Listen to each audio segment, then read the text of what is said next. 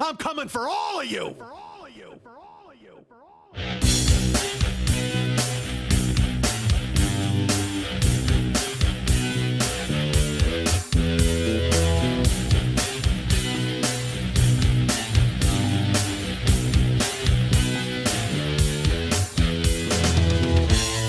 Right now, there's a 15-year-old sophomore in high school who has no idea they're studying nursing just so they can wipe my ass in 17 years. I'm 50 and single. That's a fantastic combination. I'm going to spend my golden years dating a handful of spit and a jug of Astroglide. Hey, what's happening? Mike Schmidt, 40-year-old boy podcast. I just did a big gulp of air just before this. Cut it up. Boy. 40-year-old boy podcast. That's the new thing. Let's do that for year 10. Let's make that the deal. It's a 40-year-old, new dawn. a new day. It's a new day. That's It's a new life. and I feel good. Oh, Right? Is that what it is? Do you feel good? Absolutely not. But that's okay. No, I feel fine. I'm okay. It's the end of the world as we know it, and I feel fine. Well, I'm certainly, if I'm happy and I know it, I should clap my hands, I would imagine. Anyway, I wish I had that on video. it was a video show. I almost clapped them. Slow-mo of I never came clapping. so close to clapping them, and then it didn't work. So yeah, this is the 10th year of podcasting. Holy fuck-a-moly. That's kind of crazy, right? Well, 10th year of this show. As we all know, I was a podcaster for another year on another one. So I guess this is technically my 11th year of podcasting. Your what year of radio? You did online tonight? Well, it was online tonight, certainly. But that was also while I was doing the podcast. Look, folks, the point is I'm bad. I'm nationwide. We know that. We've talked about it many times. It's bad. I'm very much like Billy Gibbons. I'm very much. In fact, I'm playing this show with a Mexican peso. That's how much I am like Billy Gibbons. I got the beard. I got that beard. Beard. I got to cut it off. When are we shaving it? When are we doing it? I don't know. Because Lily and I have talked, and because I'm again. I'm in the midst of sometimes I love it and sometimes I hate it. Like it's that sort of deal. I'll catch a view of myself sometimes and I'm like, wow, look at that law professor. He looks like he's got something on his mind. And then I'll look at the other one and I'll go, whoa, that guy must have a gold strike he wants to turn in. Yeehaw! So I don't know. And also, like I've said before, my shadow is the thing that bothers me more than anything. Who was I talking to last night? Oh, it was terrible. I was talking to Jim. And Jim tells me the story. There's a guy who came. We were at 2020 last night, and Jim is a lovely man. Jim comes to that show. He comes to Monday Night Teas. He prepares cookies He makes cookies. They're awesome. for the people in the cast. He makes cookies for the dancers. Now, I know you're thinking to yourself, oh, yeah, because he wants to try to get laid. Well, look, I got to be honest with you. Cookies are not getting you laid. I don't know. Unless you're going to like one of those fat acceptance for meetings for people. You walk in with a fucking pile of cookies there. I don't know. I seriously. No, are you kidding me? If you walked in one of those fucking fat is cool meetings and just had a plate of cookies, you'd get buried under a tub of goo who's just trying to get at your chocolate chips. And you'd go, oh, there always have to be chocolate chips. And you'd try to run away. No, if they had that like National Association for the Acceptance of Fat People, like the NAAFP, the NAFP, which is, by the way, it's an acceptable name, NAFP. Because that's the sound anything that's inflated makes when they get on it. Naff. Oh man. Hey, I'm fat. I can do that. No, I don't know if that's how that works. that's true. None of that works very well. And I don't even know if they have that. That's a real place, though, right? The NAAFP? I don't know. The National Association for the Acceptance of Fat People. I believe it's true. And it's I know it's some woman without ankles who's telling you to love us. I mean, and good for her. I think she's fantastic. Some woman who is just daring her high heels to fucking stay afloat. Someone who's just really angry at shoes. It's that woman. She's so mad at floors. Anyway.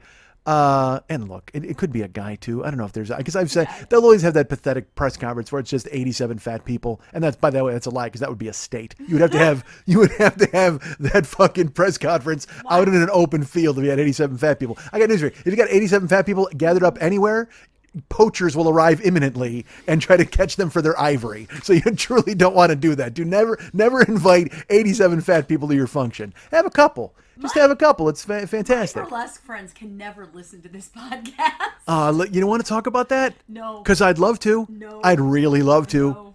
No. Fuck it. I'm going to talk about part of it, and you tell me if I get close. No, you are not going to talk about any of it because I've talked to you about stuff that you are not privy to know. No, I'm not talking about that stuff. I will never unveil any confidences or secrecies. I'm going to give my opinion on certain things. And if just reach out and smack me if there's a noise. If you guys hear a slap. Hold on. Let me just get something Where's your thick riding and crop? heavy to beat you Where's with. your riding crop? You don't want me to hit you with my riding crop because I will do damage. I'm in that kind of mood. So anyway, the point is, Now I forgot what we were going to talk You about. were I talking totally. about your acceptance of being overweight, and then you. Well, you said your burlesque people could never No, you listen were to the talking show. about Jim. I was good, but let's talk about the burlesque people who No, would let's never listen to the not. show. You're Let's not so talk mad about at the me. fact that even I'm offended sometimes when you talk. What does that mean? You just described an association of people who want to be accepted by not accepting them. But they're just muling around. It's like go home and eat some fucking trail mix and get on a treadmill and then everything will be okay. There's actual oppression in this world, and they're doing something about it. Nobody's and you are oppressing them fuck for that. doing You know it. what? Nobody's oppressing fat people. I'll tell you what. Do me a favor. I'll tell if you want to get 87 fat people together and just link them together and just have like the most undefeated Red Rover team in the history of the game. Go ahead and get that. You couldn't break those That's linky funny, arms. But it's wrong. But it's totally true. Be honest with yourself. I How know many it times is. have you seen 87 fat people and you said, I could never defeat them in Red Rover? I think that quite a bit. I'll be out at the grocery store or a bank, and I'll be like, there'll be 4 random people standing next to one another. I go, if they link arms, I would totally destroy them in Red Rover. By myself. I would totally cannonball the shit out of them. Again, I'm a fat dude. I'm like a human missile. Forget about it. Put a fucking helmet on me. I'm like Super Dave. I'll just crash right through your fucking human wall and fucking destroy you. And we'll tumble to the ground in a pile of flesh and bones. Bones, I say. And then I'll be crunching and crackling. You'll be fucking destroyed. And I'll just stand up and loom over you. I'll just fucking flex. Yeah, that's right. I'm the fucking Red Rover champion of this goddamn universe. And then eventually, 87 fat people will go, we got to stop this Red Rover menace. And they'll go ahead and band together and they'll call me out. And then I'll run to, and by the way, me running into 87 fat people, holy fuck. You ever see those fucking videos they've got of atomic bomb tests in the 40s? And those houses that just get stripped apart. First, it's like, those fucking videos are so weird. Because first it's the paint, then it's the nails, then it's the wood, then the whole thing's just gone. I don't know how fucking the bomb knows to do that. Bomb doesn't just blow a house up. The bomb just strips of its dignity first. It's almost like, you know what? I think atomic energy is made out of rape. I mean, really, when you think about it, because it just doesn't fucking destroy a house. It humiliates it. That's what it does. It just fucking throws that fucking concussion blast out there, and it just takes apart, because at first it takes the paint, and then it takes the wood, and then the nails, and then the shutters, and then the next thing you know, there's that big recoil. You can laugh, it's okay, uncover your fucking mouth, that was fucking funny. And then the whole fucking building is destroyed. That's what it is. Atomic energy is made out of rape, because it's not just so concerned about the destruction, it also demands the humiliation on top of it.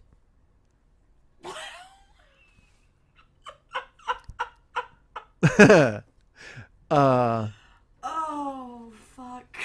Why'd you cover your mouth? Your whole job's to laugh. I can't laugh at that, even if it's funny, Yes, because you it's can. terrible. Well, are you going to be the PC police now for year 10? Are you going to be that person who scolds? It's not the PC police. You got to understand, in real life, I can't be this guy. But here, I can be this guy. Yes. Real life, I got to just kind of nod politely at people and walk around and just go, yes, hi, how are you? I can't yell at 87 fat people in real life. But here, forget about it. I get a megaphone. You haven't seen I'm Dying up here yet. No, I have not, and there's a reason. I don't have Showtime. I actually considered getting Showtime to see the show, but then I saw the trailer, and I went, this is a whole lot of, you got to get up there, Johnny. You got to No, tear him it's apart. not. It's in my blood, man. I had to do it. It's not. The trailer That's was. not what it's like. The trailer was like that. No. The trailer was very on the nose. I'm going to cancel my plans tonight. You're going to sit right there on that couch, and we're going to watch the first 3 episodes. That's never happening, but good for you.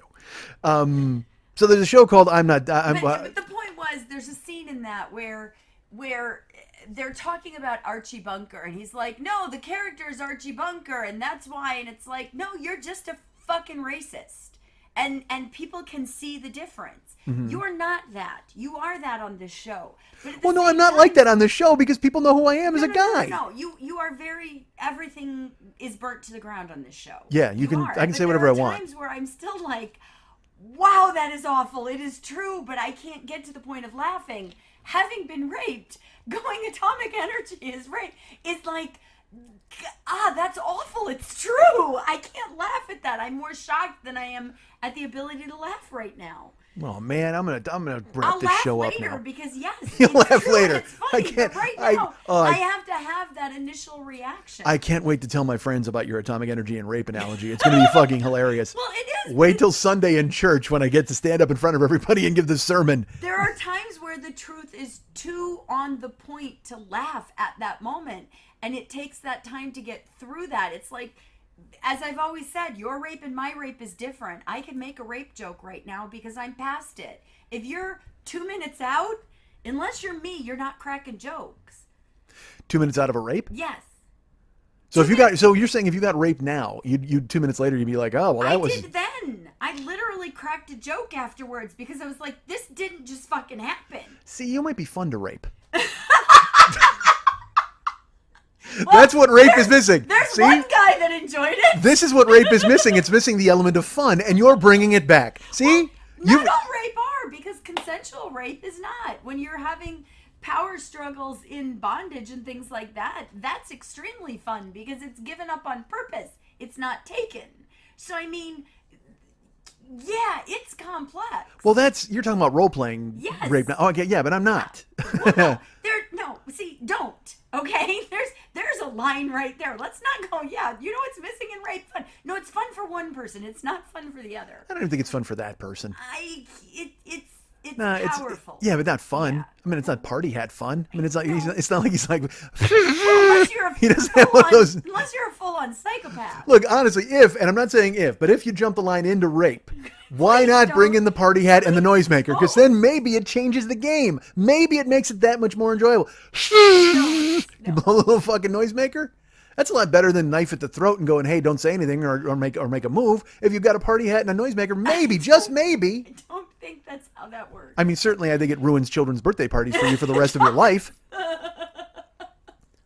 God, but wouldn't that be the thing though? Because like they always make like the Night Stalker. There's like the Night Stalker. This is not working. Listen to me. There's No. guys like the Night Stalker. But what if your nickname was and you couldn't even do it probably. But what if you were the fun rapist? If that was wouldn't you kind of like be okay with it, right? La, la, la, la, la. I can't go down this path. I can't. All right. I can't. So Jim makes cookies for everybody. Easy there. You almost fell. Hold on. I have no balance. My eye is so. Yeah, your eye's ruined, and you're wearing you get your Cyclops glasses on. Lily's eye is fucking tanked, as you know. It's just it's like a horse kicked her in the head. Like literally, she has the kind of injury that they would get in the Old West, and the doctors would just go, "Well, we'll just have to wait," like that kind of thing.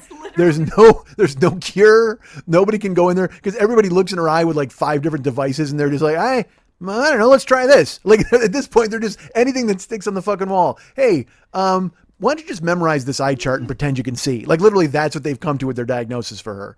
So the new one is they were like, she went to see the doctor and this is weird. She walked in to the thing and she took all of her clothes off and sat down. And then the guy came back in and he's like, "Oh, I'm an ophthalmologist." And she's like, "Well then." Haha, that's Lily's joke. Except I told it better. You much better. Absolutely. I said, I went to the doctor today. The nurse took me into the room. I sat down, took all my clothes off. The ophthalmologist came in and couldn't look me in the eye. And I said, "Hey, you're an ophthalmologist. That's your job." You said, "Hey, my detached retina's up here." The ophthalmologist couldn't look me in the eye. Come on. Naked, everybody. Do you understand? Anyway, yeah, Are we gonna have to get eyes you? is fine. You're doing a lot of. I feel bad, like you're shouting. Like, do I have to get you a microphone or I'm something deaf. for this? Well, that's true. I'm deaf and blind. Yeah, I'm you've like fallen this far apart. away from being Tommy. I can't do the noisemaker noise. But I did love when I called you and I'm like, they fucking prescribed rose tinted glasses. Well, I was what getting to that the fuck? with a build up, and you've gone ahead and stepped on it. But good for you. It's my story. I'll step all over it. All right, so that's what they did. They went to her and they go, "Hey, we've got an idea. How about you try these rose-colored glasses?" Which sounds, of course, like an analogy for, "Hey, don't worry, everything's going to be fine." Nothing. But they really meant, "Why don't you wear rose-colored glasses?" So she had to order them off of the internet, and they look like, you know, because perhaps you're not aware of this, but I will explain to you. There is a member of the X-Men named Cyclops, Yes, I know. and he has to wear ruby quartz goggles to keep his crazy fucking eye rays from destroying the Earth, and that's what you have now. You have those, so I guess it's to protect you rather than the Earth. They cut out a wave of the light spectrum that can cause headaches, even though headaches is not the problem I'm having. My eye hurts. Right. And they won't differentiate the two. Well, they don't know what to do yet. No. They're all America's finest medical minds are getting together and figuring out exactly what to do with your skull. $180 so that I can go back and go, "Hey, this didn't work. I need a fucking MRI." Yes. All right. So we'll. Because the health system is great. But how's Jim? So year 10 has started with a bang, as we're going to apparently Lily's going to be sick all year long. We'll see how many episodes she actually makes. Like I was in 1098. That's the point exactly. All right. So we always seem to start like every time we do a new year, we start it off and we're like, "Yeah, you know what? Let's have some goals for this year. Let's launch some real thing." Well, you don't because you don't have any goals, but your goal right now is it's gonna be shit. Yeah, see, this is a bad attitude. You can't be like that. We're old people. We have to celebrate our oldness. We have to go ahead and realize that things are going to be all right. Otherwise, what the fuck? What's the point? Like I said, this show's always going to end with a gunshot. It's just a matter of Give me when. the big knife. You know, you're the you're supposed to enjoy this show. Literally, I mean, you can't be telling me you're going to kill yourself or whatever the fuck all the time. Because then I'm like, I come here I'm and not I. gonna kill myself. I just want to fucking jab my eye out and be done with it. Well, again, if you're going to do that, do it on the air. We got to let me film it for both of our Patreon pages. That'll be fantastic. So everybody, you know, hey, you $15 donors, guess what? 15 seems low for an eye scoop. By the way, they don't sell those. I looked. An They eye don't sell scoop? Eye scoops. We'll just get a melon baller. They have, that's what I'm looking at, but they're kind of small. And an ice cream scoop is too big. Dude, I actually stood in the kitchen the other day comparing all of the spoons, going, which one would work? we got to go grapefruit spoon because then it could sever the But- thing behind but the you eye. No, you want to smooth in and out, from my understanding. But it's attached. You got to detach it from yeah, the but fucking. you cut that once it pops out. You can't you need a clean cut. Fuck that. I say saw through it with a grapefruit spoon. Get that fucking thing You rolling. don't want a jagged edge. You'll bleed to death. You don't. Yeah.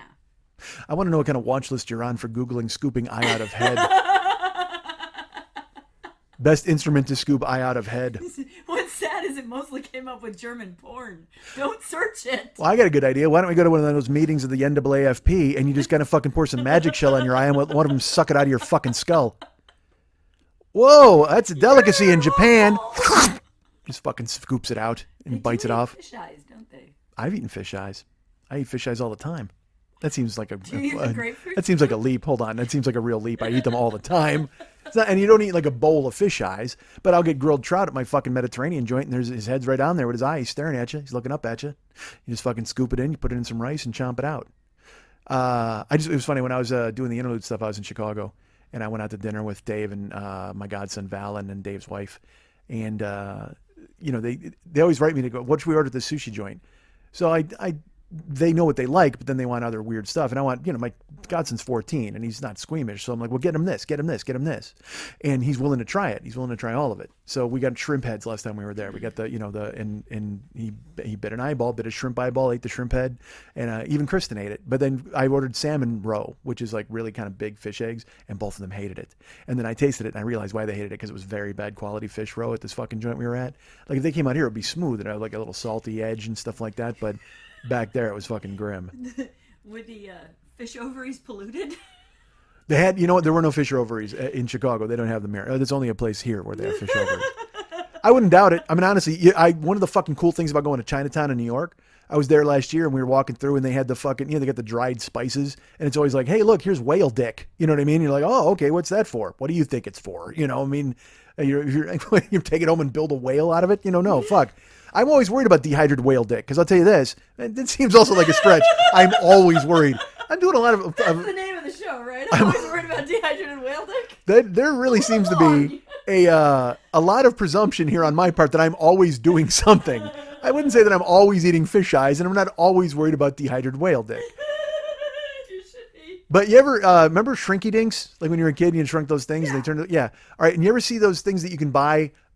it's like a little pellet, and then you throw it in water, and it becomes like a giant unicorn. Yes. See, that's what a whale dick's going to do if they I dehydrate it. don't think that's how that works. Totally is how it's going to work. You're going to fucking eat it and be like, haha, this is going to be strong for my cock, and then all of a sudden it's just going to grow into a giant whale dick in your stomach. It's going to be awful. I don't want a stomach full of whale dick. That just seems fucking brutal. But they always have that kind of shit. They've got like dehydrated that, and they got like penguin face, and it's always, and I don't know. Listen, the Chinese have been around for a long time. Their country is flourishing. They believe in these spices and these medicines, and perhaps they work. I don't know. But again, here in America, we would laugh at that sort of thing. But you walk in, and there's all these 150-year-old guys in there who have taken the day off from selling gremlins out of their dark shop. And then they show up, and they're eating like some sort of weird mushroom that's supposed to keep them alive into the 2200s, and I'm sure it's working. Because again, they're all there. When you go to Chinatown, dude, it is just full of...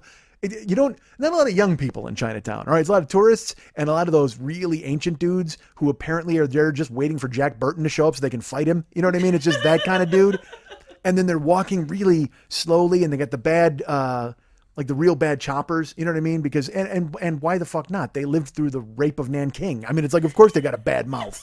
So you can't be expected to brush your teeth when the samurai are about to kill your daughter in your yard. I mean, honestly. So, but it's so funny when you go down there. So then, but I mean, something's keeping them alive, right? It's got to be dehydrated whale dick.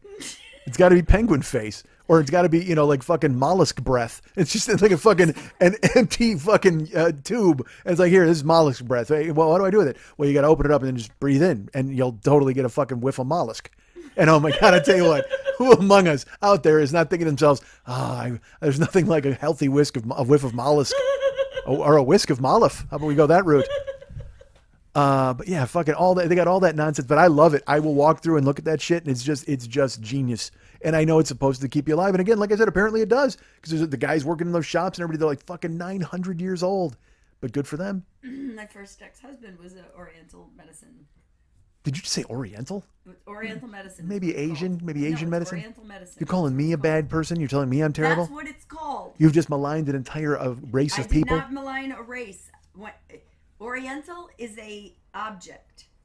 Asian is a person. So now these people aren't even people to you; they're objects. Good for you. They're Asians. Interesting. But it is an Oriental rug still. It is so your not first a ex-husband drove a rickshaw, is what I'm getting from you. No, he did auricular acupuncture. He did auricular. He did auricular acupuncture, and he did Chinese medicine. Wait, auricular? That's eye. Ear.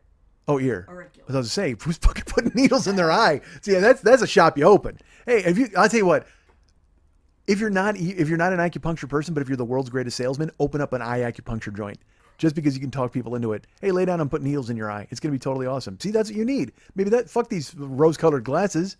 Maybe you need a couple of people to just put some fucking quartz needles in your goddamn eye. Big knife. That's all. Maybe they could sew your eyes shut, like Dee Snider in Strangeland. With my pain in my car accident in Portland, but the Chinese medicine never did dick. What about the Oriental medicine? It's your favorite thing. It is Chinese. No, it's Oriental. I don't remember. There's Oriental rugs. I know that, but not Chinese medicine. Oriental. Yeah, Chinese medicine and herbs, not correct? Oriental. I'm sorry, I screwed that up.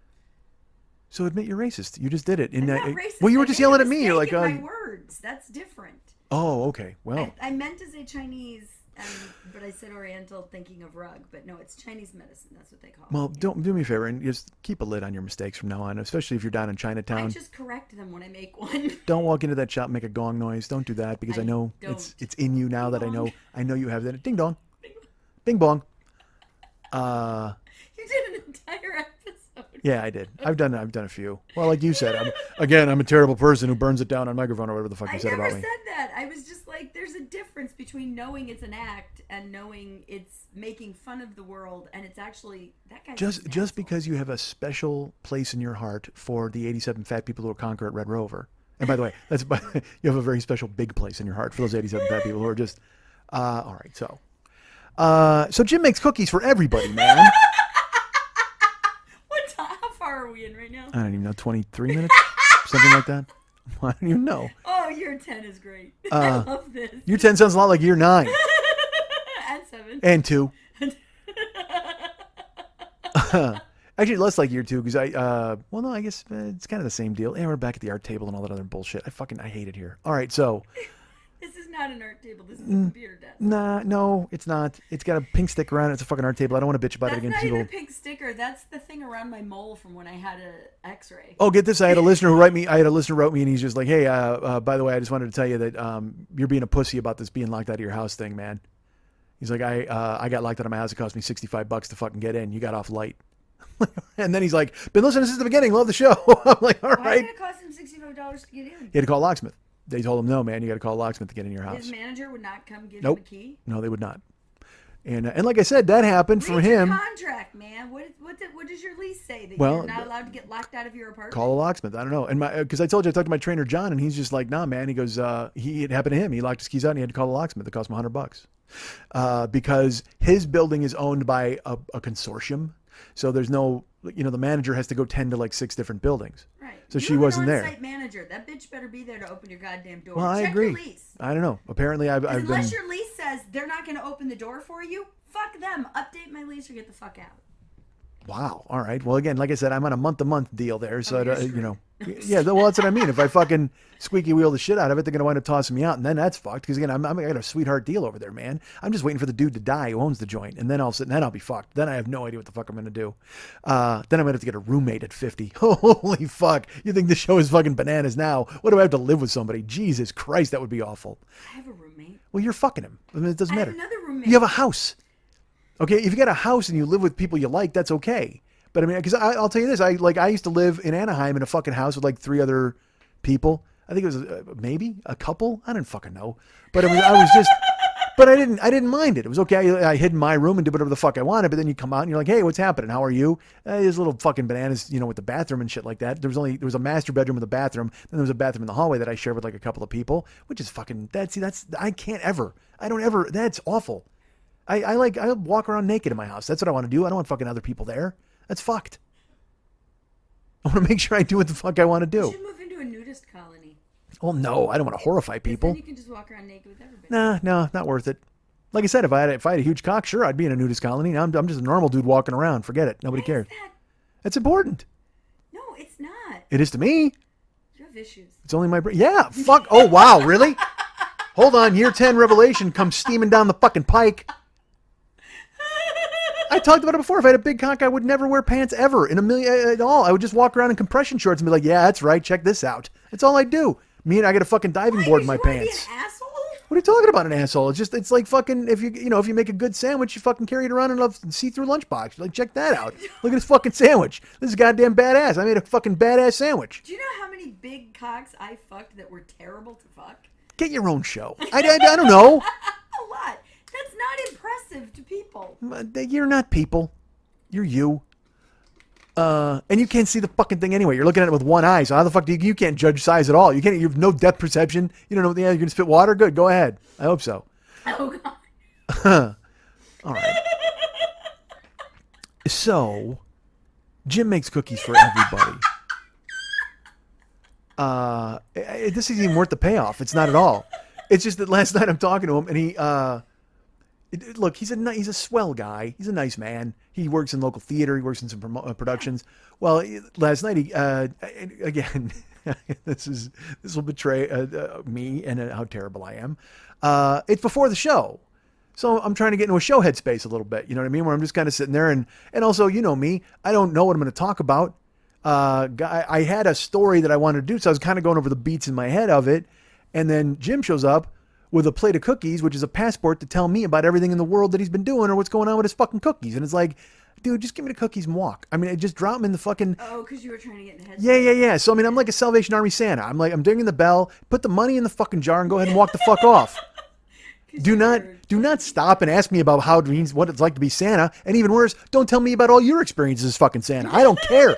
I give a flying fuck about you and what you did, which seems rude, certainly, and maybe it's not all the way true, but it's a lot true. I'm gonna lie. I can't lie. It's because he started telling me about when he was in a stage production, then he was in another stage production, and then he's doing this, and I'm just going, wow, that's great. That's perfect. That's fantastic. And I just want to get away from me. Get away. I'm trying to fucking, and again, because I always say I've got to go learn some jokes. You were doing that, and the worst part is because he's an actor type person. I wanted to go, and look, maybe, nice, yeah. Well, but maybe all those people get acting, and so they're like, oh, I memorized my lines before I even arrive at the venue. And it's like, well, good for you. But I have to go up now and just kind of create comedy out of nothing. And I'm trying to figure out exactly how the fuck to make it work. And as evidenced by this show, I did not learn how. So you forget, people assume it's so easy for you because you make it look easy. Well, but it is. I mean, I can't lie to you. It is. It's easy, but you still have the work. Yeah. It's a magic trick. It's a magic trick that I can do that you can't. So, but I mean, when I see those dudes do the fucking card shit and all that or whatever with a lasso or our friend Phil, and I'm like, God, that's amazing. And you forget how many hours it probably went into him learning how to do that. I got to be past the fucking 10,000 hours at this point, the fucking Malcolm Gladwell bullshit. Yeah. So I would imagine. I mean, I don't know. Even live performing, I think about it. I'm like, yeah. Well, I mean, fuck, I covered 10,000 hours on the fucking one-man tour. I mean, poor people sitting in creaky chairs going, is this show almost over? I've got lumbago. I mean, it's just terrible. You've done 10,000 on this podcast. That's not I would not argue with that. You got to figure 50 shows. We'll say on average, these are probably 90 minutes. If you take all over the 10 years. So it's $1.50 for 50. So that's $75 a year. Yeah, I mean, I'm not even close to 10,000 hours. I don't even want to do the fucking math on it. Oh, wait, no, it's 10 years. It's 7,500. Yeah, okay. And then live stuff and shit like that. Yeah, I'm over 10 grand. But it doesn't matter. Give me your cookies and get the fuck out of there. I don't want to swap a bunch of fucking, stories about you backstage and your, because here's what happened. He brought up the beard. And that was why because this is why I started to talk about him earlier. And I was like, yeah, I go, I'm kind of on the cusp of it. I mean, I don't know if I'm going to keep it much longer. And he said, well, I don't know. He goes, I know what you're talking about. And he goes, because I've had, the only time I ever had facial hair was for a production. I said, yeah, I'm still deciding. Like I said, I catch an angle and I like it, and then I catch another angle and I don't like it. I go, plus I'm also not good at trimming it. I don't know anything of how to kind of maintain it myself. So I got to go pay a guy to do it. And then I haven't even talked about this. There's a dude named Mike, and he was referred to me by Natalie, and he's the hair dude. He's the beard guy. And he's awesome because he only charged me like $6, where he's just like, yeah, man, I'm just fucking shaping it for you. Don't worry about it. But Mike smokes. Oh. So his hands smell like fucking nicotine. So imagine if you were going in for surgery and the fucking the fucking anesthesia person put an ashtray over your mouth. That's what it's like. Have you told him that? No. What am I going to say? Hey, dude, wash your hands. I would say, dude, you're working really close to my face and I can smell your cigarettes. Yeah, and then I'm going to wind up in a fist fight. No, he should know that as someone in customer service. He probably doesn't realize it. Well, then I should just never go to him ever again and let him. That doesn't help him. Fuck helping him. I don't want to help him. I'm paying the motherfucker. Why am I? I'm not the fucking Sherpa of fucking nigger. He doesn't know that they smell like I am not the Sherpa of cigarette hands. I'm not. Fuck you. You've goddamn. I'm so tired of people who are angry about shit in the world but won't do anything to actually fix it. I don't have to fucking fix it. He can fix it. It's his fucking problem, not mine. Fix it. I can move on to somebody else and go find some. He doesn't know, he'll never fix it. It's like if you're a bad lay, tell me I'm a bad lay so I can be a better lay. Why does it always come to that for you? I'm talking about fucking getting shaved. You're talking about cock again? Jesus Christ. Always about the cock. I'm all about the cock. About the cock. No, I'm not. Are you all right? No, I can't see. So I fucking. So he's that guy. He does the beard, and he's got the fucking smoky hands, and so I don't know if I'm gonna go back or I've got to find another. Because honestly, I want a chick to do it. I'll be truly honest with you, and I'm sure that sounds sexist. Yeah. Maybe. Racist. But Yeah, well, that's not. No, it's not. Why is it misogynistic? I don't know. I told you I wanted to. We've talked about this a billion times. I would open up a fucking shave joint with just hot chicks in bikinis doing fucking straight razor shaves. You don't think that's sexist? I think it's profitable. It's extremely sexist, and it feeds into a sexist society of women should be naked servicing you. I think it feeds into a fetish, and I would be making a ton of fucking money on it. You would be. Would the girls? Yeah, everybody's getting cut in. What is I'm not running a Chinese sweatshop of fucking hookers who are going to shave you. I don't know. I mean, what is this, the color purple? I'm going to trust some fucking hooker to come up and shave my face? Just to assert my power over her? That's not happening. No. No, the girls get cut in. They're fucking hot. Because this keeps them off the pole. You come in and just fucking go ahead and... I hate you. What do you mean? What is wrong with that? That was so perfect. I'm promoting these women to come in and go ahead and, you know what? You don't have to strip. You can keep most of your clothes on or some of your clothes on. Some of us like stripping. Stop it. Yes, that's fine. That's you. So that's your choice. You want to go to the fucking Spearmint Rhino and work? That's great. Not everyone has a daddy issue that strips. But if you want to come to, Classy Schmitty's House of Shaves and just wear a fucking bikini... And yeah, I'll keep the air conditioning real low so it looks like you're happy to be there, and that's fantastic. Because look, half the time women are cutting your hair anyway, their tits are banging into your fucking shoulder. So now you get nipples in your neck while they're shaving you. Holy fuck, are you in? I'm in. Do you pay extra for that? Well, yeah. You pay extra just for the goddamn experience. Honestly, it'd be the first barbershop with a fucking cover charge. It's 10 just to walk in the fucking door. I want you to know, I'm almost on board with this. How's almost even in the equation? You should be completely on fucking board with this. And you'll be there. It'll be like, you ever see that Cat House show on HBO? Like, you'll be my madam. Like, you can come there and be the madam and you'll run all the fucking flesh. That'll be fucking perfect. And by flesh, I mean ladies. Proper ladies. Women. Yeah. Why? Of course. Well, I'll have some like, non-fucking shaving hairy armpit chick for those fetish dudes, too. She can be off the corner. You'll have someone that doesn't shave shaving people? Yeah. I love that. That is equal opportunity employment right there. She's off in she'll be off, and believe me, she'll be off in a dusty corner of the shop because nobody will want to go over by her. But still, you know, because she smells like fucking wheatgrass and sexism. sadness. But if you got some like fucking bombshell, you know, Bobby Brown cherry pie fucking chicks just walking around in like white wet bikinis and just shaving dudes' faces, holy fuck!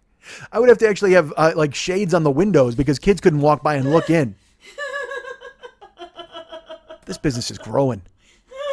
I may That's invest in this. this is the you know what this is the goal for year 10. Let's open this thing by the end of the fucking year. And what is it called again? Well, we had several names, but Classy Schmitty's House of Shaves was one. Classy Schmitty's House of Shapes. That's great. I actually like Razor Burn. I think that's a pretty good name. All right. Well, we had some other weird name for it, wasn't? I don't remember. They were all so terrible. Oh, it was like we had the Shave Cave was one, wasn't that The fucking Shave one? Cave. Hot Girls and Gloves. I remember that. I actually remember that. That's right. And it was like something like fucking high class because we were gonna do fucking waxing too. Yes, So it was gonna be like high class Schmitty's Face and Scrotum Emporium or some bullshit like that. I don't even fucking know. I forgot about Yeah, that's a lot of letters on the sign. Because I'd say what if we're gonna go with high class Schmitty's Face and Scrotum Shaving Emporium, we gotta have Ye Old on there as well. the old. Gotta do that. Fucking have like that Steve Martin sketch, Theodoric of Yorick with the fucking yeah. Yes. And we'll have leeches. We'll do blood. We'll do fucking bloodletting. Is that what it's called? I don't know. It'll be an apothecary. I'll mix up like my own fucking like lotions and shampoos and shit. Let's get Jerome. Let's fucking have him because Oh my Jerome's a gay dude though. I don't know if he's on board. Well, actually, he'd be perfect to work there. He can fucking put his apothecary there because he's not gonna salivate over the chicks, so it'd be perfect. God. So he won't be messing with the merchandise. Is Yeah, that what you're saying? Jerome's on board. He's making balms and butters on site. This is gorgeous. All right. Will he do some custom ones for you? Like Schmitty's ball wax and stuff like that. Why not? I'm gonna throw my name on fucking everything. Schmitty's ball wax. Well, yeah, but it's that. Yeah, but they're getting it. Nobody's taking ball wax home. See, because you know they have that like that home waxing kit and shit like that. It's like, why would you do that? No, that would be the name of it, the Schmitty ball wax. Oh, I see what you mean. Okay, yeah. Well, I don't know if Jerome's gonna be doing any ball waxing. I don't know if he's on board with No, that. he'll create the lotion that you use to remove the hair. Oh, I see. In the shave cave. All right, good. I think it's a good plan. I think the shave cave is in the back of Yield Schmitty's. Yeah, that's cool.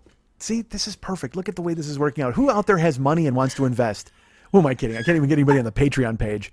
I'm trying to get people to invest in my talking, and they're like, nah, they're gonna invest in me fucking shaving balls and faces. I don't think so. Nobody's on board with that. You know who might be on board with that? Jim, because I'll tell you what.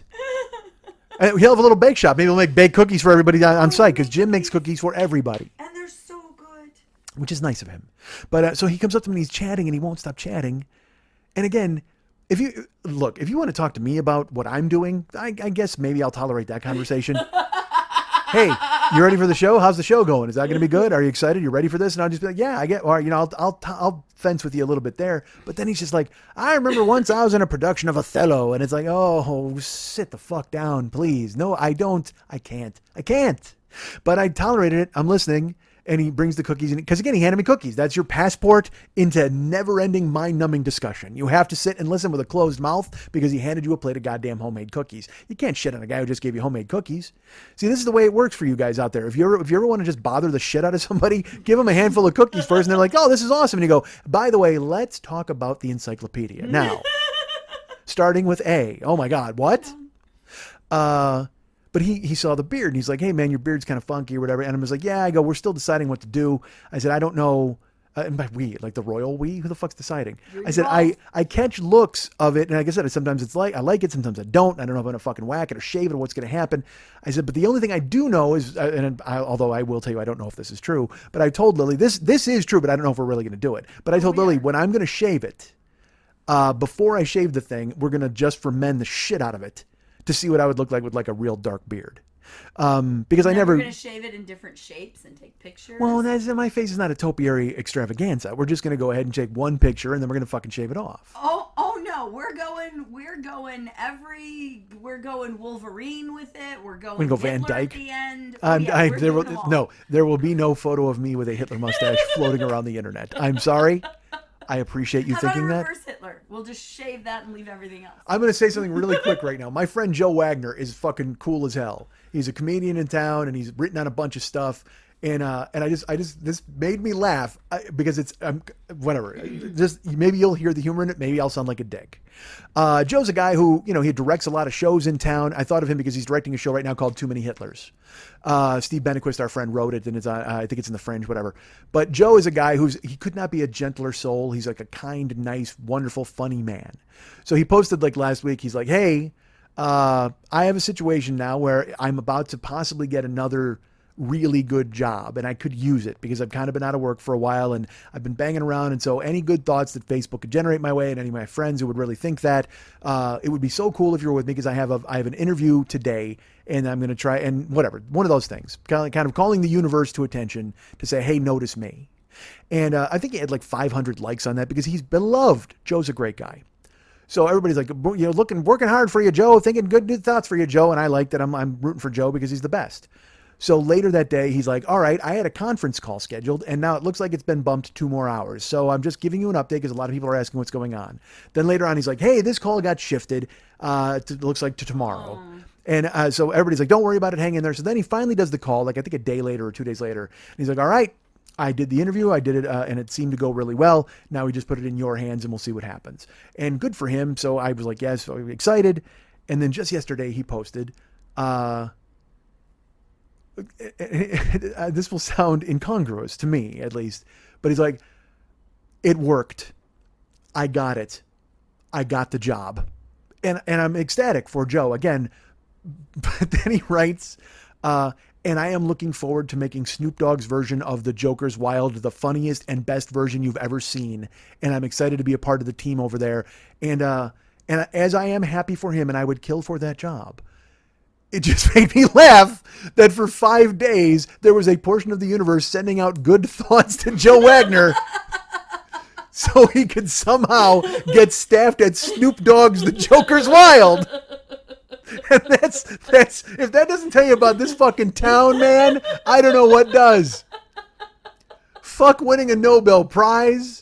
Fuck writing on some fucking Holocaust documentary to bring. He threw out a week ago good hopes, good prayers. Everybody's like, yeah, not prayers, they're just good thoughts. Everybody and we're all fucking on board for him because we love Joe, man. He should be working. He's the best. He's fucking funny. And but it just struck me as so funny when I read the post. I said, hey, finally, folks, it came through. I got it, and I'm looking forward to making Snoop Dogg's The Joker's Wild. And I'm like, you heard brakes.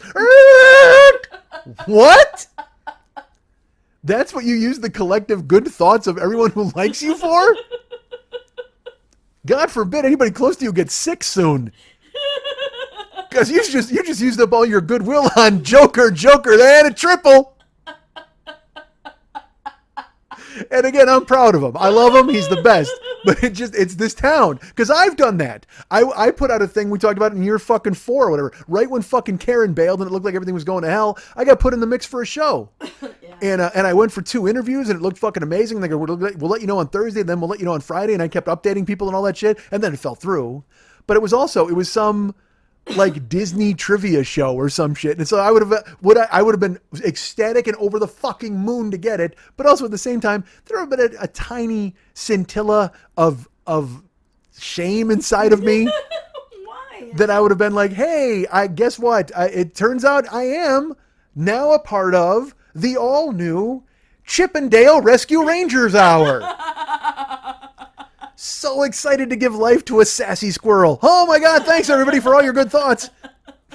But again, that's this fucking town. And that's the level we all run at.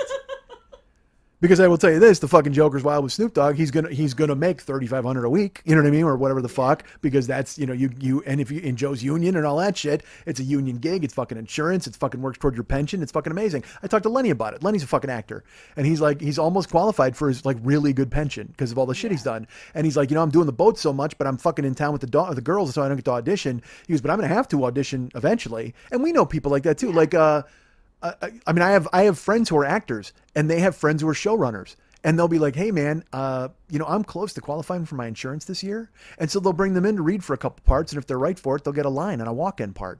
And I know what you're out there thinking to yourselves, Mike, don't you have any friends like that?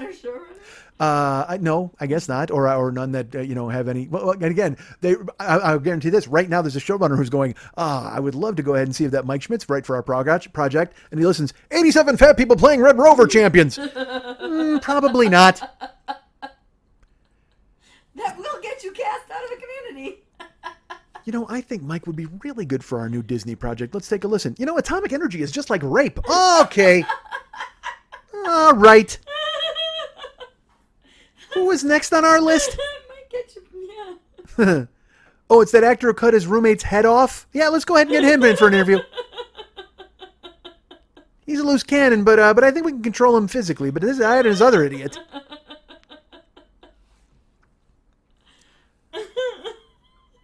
So Jim is there, and he's talking to me, and he's just going on and on, where it just about, because again, we talked about the beard, and he goes, well, and here's a sentence you never want to fucking hear, because again, I have a beard, and it's a beard, and you guys know it, and it's new, so it becomes a conversation piece, not just a fucking rug on my face. So that's what he does. He just go, and so this is a sentence you never want to fucking hear. I grow, what? What are you making fun of me? What, are you dying? What the fuck? A guy is talking about something about his body becoming a conversation for other people and how offending that is. All right, look, it's year 10. Are you gonna inject your fucking feminist agenda nonsense bullshit in the show now? Is that gonna happen? Am I gonna have that argument with you, about objectification and women and statues and tits? I mean, is that gonna be the thing now? Because I talk to you in real life and you're gone. So I talk to you in real life and you're lost. I mean, it's clear that you're lost. You are wandering through this dark forest filled with body issues and women yelling about them. And I get that. But don't bring that bullshit here. I respect you and I respect all the things you believe in, but I mean, oh, fuck. And by the way, if you want to compare my beard to tits, go right ahead, I suppose. He's just not lost on me right now. So everybody wants to just talk about my beard. Oh my God. I'm more than just a beard, folks. My eyes are up here. I mean, not that far from the beard. Certainly you'll have to look at the beard on the way up. But it's not like a package deal. It hurts. See, that's why I want to wear the compression shorts with the big dick. So you can just go, hey, my eyes are way up here. So, Jim, here's a sentence you don't want to hear from anybody ever. It's bad enough. Look, it's bad enough I'm talking with him about my beard, all right? Nobody wants to have that conversation in a billion years. So, how do you feel about the hair that we dealt with it before. We're like, they have those beard shows. It's like, oh, you grew hair out of your face? What the fuck? Good for you. But because it's a novelty to see me with it, I suppose, he wanted, I haven't seen Jim. Yeah. And so he came up and he handed me cookies and immediately it's, oh, the beard, let's talk about it. Oh my God, yes, that's exactly what I want to do before a fucking show is talk to you about my goddamn beard. So then he's talking. But again, like I said, if he just wants to discuss my beard, I'm partially on board for that. Because at least it still has to do with me. Yeah. But all he's doing is looking to kick in the fucking swinging saloon door so he can talk about his own experiences. Guess who doesn't care about your own experiences? The guy who has one microphone. That's it. That's all. Solo podcast for a reason. In life and on every Tuesday here and then in real life. Solo podcast. But he looks at me and he goes, and this is a sentence you never want to hear. Yeah, the only time I had facial hair, I went, oh my God, I don't care. Could not care less. Don't care about it unless it somehow leaped off your face and defeated the Nazis. I don't care about your beard. I don't know if it was, literally, if it joined the protests in Ferguson and was beaten to death by cops, maybe that makes sense. Or if you grew it as a disguise so you could pretend to be somebody and sneak into a women's locker room, I guess that would make, if there's a story attached to it, that's great. But if just the story was, I also had a beard once, save that fucking story for somebody who fucking cares. You know who has a lot of beards? Homeless guys. Go tell them your fucking story. It's interesting. I see you eating that corn cob you just fished out of the gutter because apparently I'm in Missouri. I don't know where a corn cob would be in the gutter. I don't know why that's where my brain went. It's funny. You're going to get corn all in your beard. That reminds me when I had my beard. Shut up. Murder yourself. Honestly. Jump off a fucking cliff and hope your beard doesn't snag a branch on the way fucking down. But I had to sit there. You know, when I had facial hair, the only time I had it, I was for a production of something that was interesting to somebody back then, but not now. Going on and on. What was it? Fucking... we're sitting around and we're workshopping this script and we're talking and, it was said in the 1816s or some bullshit. And he goes, and so everybody's like, well, what should we do? We were thinking of costumes. And I said, it's a period piece. So I went, well, listen, somebody has to have mutton chops. And as we run around the table, it was like my wife won't let me grow them or my daughter doesn't like them or I don't like lamb. I know everyone had an excuse. But sure enough, I'm the only one who can go ahead and do it. So then I step up and I grow these mutton chops. And I'll tell you what, they're in a... Grew them really? He said he grew because yeah. Awesome. And but part of me wanted to go, what is the lead time on this play that you're growing fucking mutton chops? 2 months out. Unless he's like a fucking Play-Doh funny pumper and he can just squeeze fucking hair out of his face. Because Jim's a clean shaven cat. I mean, I've seen him. He's just got a fleshy knob on his neck that's not got any hair on it whatsoever. He's got the he's come on. He's a good guy. I'm not. Look, fleshy knob's a term for endearment. All right. Yeah, I remember when you were using it, talking about a woman in her mouth. I don't think that ever happened in my life. Fleshy knob. A fleshy knob.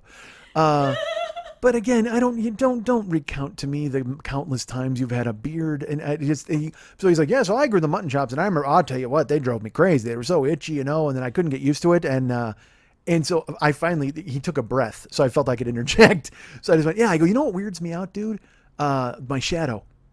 I think I've talked about it here on the show. I go, I'll look and all of a sudden my head is just like really round and I'm like, what the fuck happens? And I sometimes think it's like the hair in the back coming, but it's not. It's the beard growing out and it makes my face kind of full.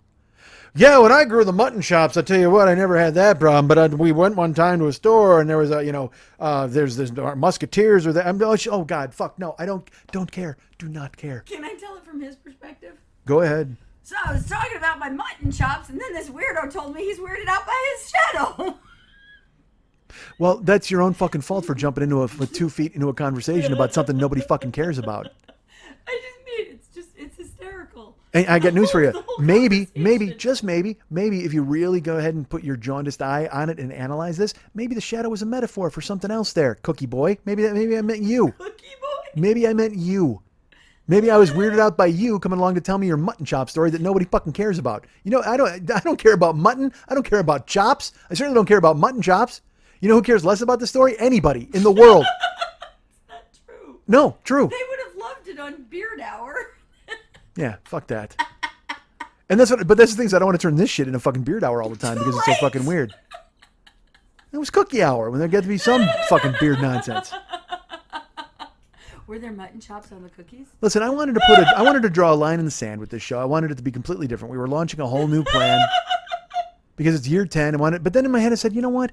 I got to ease the listener into that. I can't just have instant changes. I need to make sure that they are ready for what's going to come. So I have to just do what I've done all along in the first show, and then we go forward from there.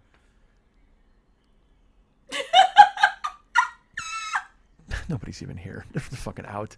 They all listen to the interlude and went, that was a good way to wrap up the show. We never have to listen again. Fantastic.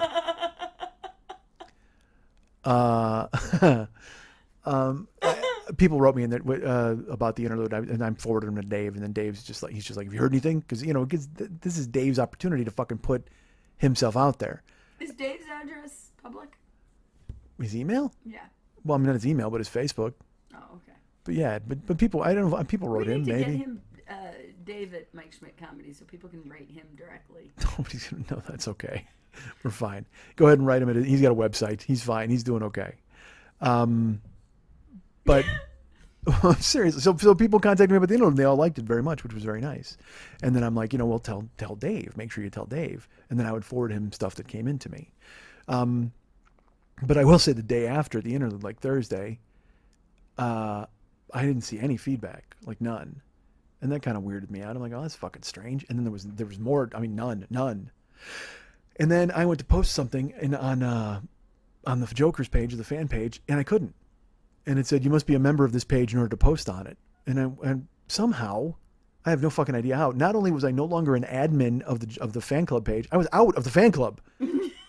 Somehow, I had been drummed out of my own fan club. I don't know if I was quit so much as banished. I think perhaps I was banished. You quit in your sleep. They just fucking, they gave me the boot. Something happened. And I figured the only people who can do it are admins, so it's you or Dave or Adam. And I'm like, all right, well, what the fuck, man?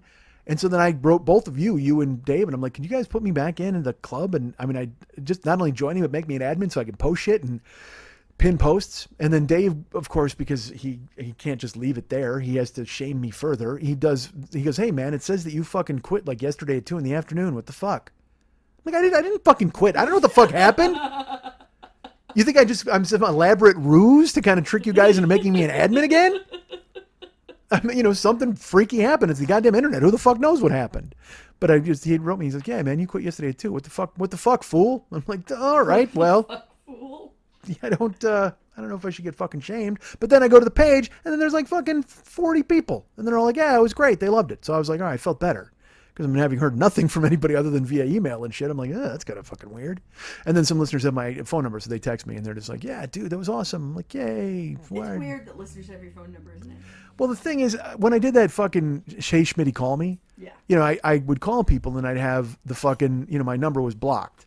But then there are people who, when I've been in certain cities, like to do stand-up or whatever, I'll be like, well, look, just give me your phone number and I'll text you to tell you if we're going to a restaurant or if we're going to meet up, and I'll just send it to you. Because I don't give a fuck. Who cares? I mean, because again, it's that weird fucking line. Like, I'm not, this is a funny thing. This happened yesterday on Twitter. Kevin Sesha is a great friend of mine, fucking hysterical dude. And he wrote, it was out in the aftermath of the Carrie Fisher thing. And he wrote, hey man, a celebrity's death the method of death means nothing. And if it doesn't help us to know, and in fact, it actually hurts us sometimes. So why should we care about how a celebrity died? And I replied to him and I wrote, Prince's death brought this home for me. Tragic loss is tragic loss. There's just no reason to give the scolds a chance to tut-tut at everything. That's all they want. They just want to go, see. That's all people want to do. They want to fucking marinate in pain. It's all schadenfreude. So then Kevin wrote me back and he said, true. Although I would like to hear about your death because I want to know if my plan actually worked.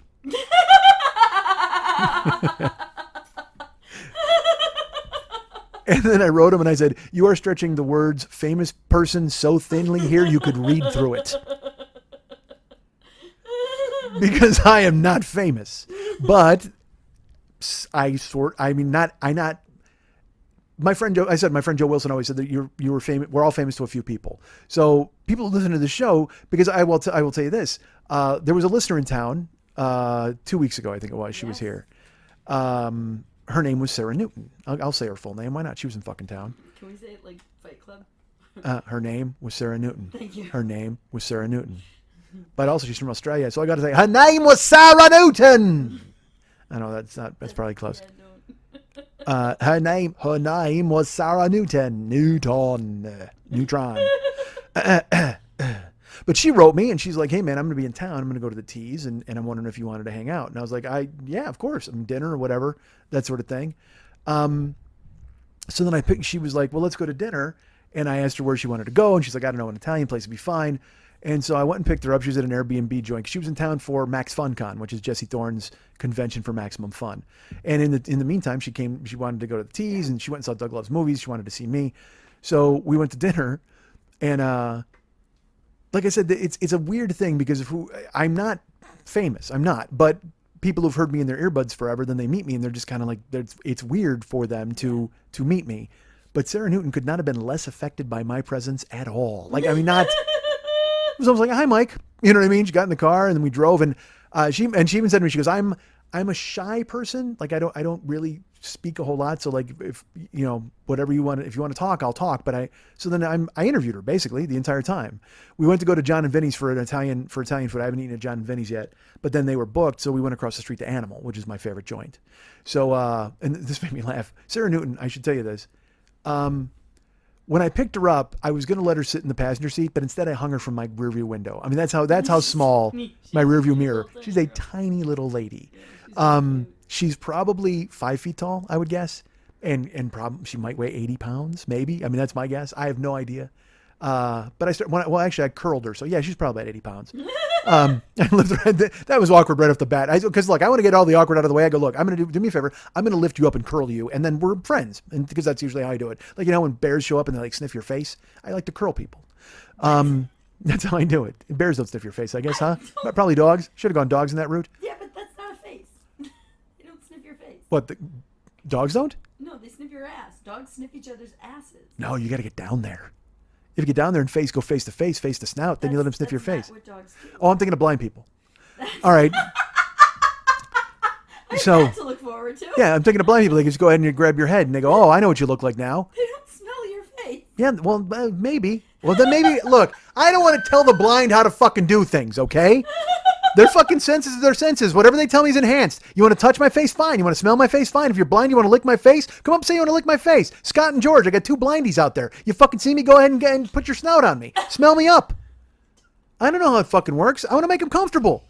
Look, I have the gift of eyesight, all right? I don't know yet what it would be like to not have it. You do. So that you're thinking to yourself, see, what? Right, when both your eyes fucking go, you're going to be licking everybody's face. And you're going to be happy for the Do opportunity. that now. Exactly. So as a guy with no eyes, I can't tell a blind guy what the fuck to do because I can read. If a blind guy comes up to me and he's just like, hey, I got to smell your face in order to live or to not be blind so much. And I'll be like, all right, go ahead. Take a fucking whiff. I don't care. My face smells great. And also, who am I to fucking lord over my eyesight over a blind dude? Like, I mean, because I don't want to go, he's like, hey, I got to smell your face in order to feel normal. And I go, you know what I do for that? Read. You know what I do for that? I look at the sky, the blue sky you can't see anymore. Blindo. Seems mean. But the bottom line is, lick my face, blindies. I don't care. That's fine. You want to learn about me or whatever the fuck? It's like cutting open a tree and counting the rings. Blind guy licks your cheek. He knows everything about you. It's like a glimpse into the future. It's like your face is a blind person's LSD. They lick it like a microdot and they fucking spin off. Woo! I remember what it was like to see you before. I know what a nose looks like again. That's how it is. They pass out. They wake up. All right. So, but Sarah did not do any of those things because she's not blind. But I curled her and everything was fine. So we went out. But again, could not be less affected by me whatsoever. So I'm interviewing her. I'm asking her, you know, you have siblings? What do your parents do? What do you do? Where do you work? You have pets? She got a dog named Oscar. Fantastic. So we can talk about Oscar for 5 minutes. And then we went to Animal and we're sitting there. And again, tiny, shrimpy, small. Shrimpy's probably not nice, but she's wee. And we're looking at the menu and she's like, you know, I want to try new things. And I'm like, well, I said, this place, everything is fucking great. I wished they had the tandoori octopus, which is one of my favorite things that they have there. When the Gilberts were in town, Judd and Nicole, we had the tandoori octopus, still one of my favorite. You were there. We had that was one of my favorite dinners. One of my favorite dinners. The fattest thing ever said. Oh, you know what a blind guy wants to get me after dinner? He wants to lick my face after one of my favorite dinners if we're on board. So I bring Sarah to Animal and we sit down and we're looking at the menu. And, you know, Sarah, again, very small, very tiny lady. And she just starts reading this menu out loud like a bingo caller. I want this, I want this, I want this. She wants this, she wants that. Like we ordered like 6 plates of food. And they say it's small plates, but I mean, look, I know the definition of small. I'm sitting across from Sarah Newton. This is not a small plate. But that was the thing is they bring the food out so you can share it. But we ordered 6. And look, we had a bonito yam with a lemon creme fraiche and some pepitas. I don't know what that means. It was delicious. That's all you got to fucking know is it was delicious. And I made her be social media. I go, look, you got to take your photos of all this food. And I go, and your homework is to post all this. She's like, well, I'm really bad at the social media. I don't know who that fucking voice is. I gotta get my car work done so I can get Dave down again. Dave. So I made her. I go, look, you got to take photos of all this food. And well, I should tell you this. When we showed up, we didn't have reservations. So they were like, all right, we'll just have a seat. If you want drinks, we'll get you a drink. But we'll probably feed you tonight. Don't worry, it might be late. And we were gracious and we were like, no, of course not. We don't fucking care because I'm getting to know a Sarah Newton. I'm getting inside of the head of a Sarah Newton. I'm learning all about an Australian Sarah. So I don't mind sitting there and looking at the menu and talking a little bit. Meanwhile, there was another couple of people, a couple, and it was 2 people, and they were grumpy that they had to wait. So they were like doing a lot of that hands on hips that they were not being seated. And just a couple of cunts, like who thought they were entitled for some fucking reason. And this dude was like bald. Listen to this fucking combination: bald dude, long cough drop guy beard, flip flops. You're going to a fancy restaurant, motherfucker. At least buy a toupee. What the fuck is your problem? Or you know what? Brush it up. Brush that beard up and flatten it on your fucking head. It's bad enough you're not wearing fucking shoes. You look horrible. You look like a hobbit. You honestly look like you're waiting for Gandalf to meet you for a party of 3. Get the fuck out of here. I hope a Balrog eats you. That's what I hope. This isn't the Battle of Helm's Deep. Wear a shoe. So I'm there with Sarah, and we're looking at the menu, and the woman comes out, the hostess, very gracious. Harumphy is over there going, well, when can we be seated? She comes over to us, she goes, did you guys want any drinks? Would you like to? And we looked, and And Sarah had a very nice, like I think it was a hibiscus lemonade or something like that. I don't know what the fuck they had. Oh, it was some bitters and some soda. Who knows? And I got a nice water. And they brought it out to us. They brought a carafe of water, and we're enjoying it. We're sitting there on our bench and we're reading. I'm learning about Sarah. We're talking about Oscar, talking about her parents, talking about her job at the stationery place, and how she gets 2 weeks off in holiday, or what was it, 4 weeks off in holiday every year, or whatever the fuck, because it's Australia and they don't have real jobs. It's a fucking prison colony. So. You understand Australia. I don't know. I haven't been there yet, but I got enough connections there. I knew Alice for a couple days, and then I know Anthony Dunker. He's down there. And there are other people. There used to be I think there was a couple of Australia Bring Mike to Australia pages. I'm on my way, guys. Sarah Newton said I could stay at her house and sleep in Oscar's bed. All right, so Where will Oscar sleep? on top of me. That would look totally awesome. This is a big fat guy curled up in a dog bed and a dog curled up on a fat guy. Oh, Oscar's a dog? Yeah. Okay. I said it earlier. You're not paying attention. I'm sorry, I missed that. She got a dog named Oscar. I didn't hear you. He's her little screensaver on her phone. Totally cute. All right, so we go and we sit. So we're there, and then they come out and they pass right by Harumphy, and they go, "Hey, we have a table ready for the two of you if you'd like it." And I look at Sarah and I'm like, "Oh, that wasn't much of a wait at all. Thank you very much." We thank the host, and she goes, "No, it's our pleasure." So we walk in, and like I said, Sarah's just calling her shot. She's ordering everything, and I told her, I go, "Look, there's one thing I'm going to force you to have," and she's just like, "What is it?" And I said, "Dehydrated whale dick." So I couldn't believe it was on the menu. I was so happy it was on the menu. That and penguin face and mollusk breath. Oh my God. But you know, the fancy joint, they called it breath of mollusk. So we're ordering, we're looking, and I said, but they had crispy pig ear. And I said, look, we're getting pig ear. And she's just like, I can't. That's not, but I'll try it, I guess, but no. And I said, no, come on, trust me. I go, I've had it. It's good. Oh, because I didn't have crispy pig face, which is really delicious. That's just jowl and cheek, and they fucking fry it. It's so good. Is it good because pig face tastes good, or is it good because it's fried? No. It's the jowl meat. It's just pork, but from What does it higher up. taste like? It's like pork. It's more tender. It's almost got like a carnitas type of consistency to it. It's so delicious. But they did not have the crispy pig's face, but they had pig's ear. They were out of face. They only had the ears Yeah. left. Sold out of face. So we ordered the yam, and then we ordered the what else did we get? We got, because she even says to me, this is how tiny she is. She's like, I don't eat a lot of meat, and I don't like sauces, and I'm very picky eater. And then we walk in the joint, and she's like a king. She's like, all right, bring me the bonito yam with the lemon creme fresh, and she's ordering, calling her shot. Literally skip to the desserts. I'm gonna get that dessert when we're done. So we bring all this food, we're ordering it up, and then the pig ear came. And the pig ear has a fried egg on top of it. And I go, so what you do is you just, chop it up with the egg and you mix it all together. So it's a real rich kind of dish. And she did try it. To her credit, she's just like, she's all tiny. She looks like Cindy Lou Who with a fucking giant fork.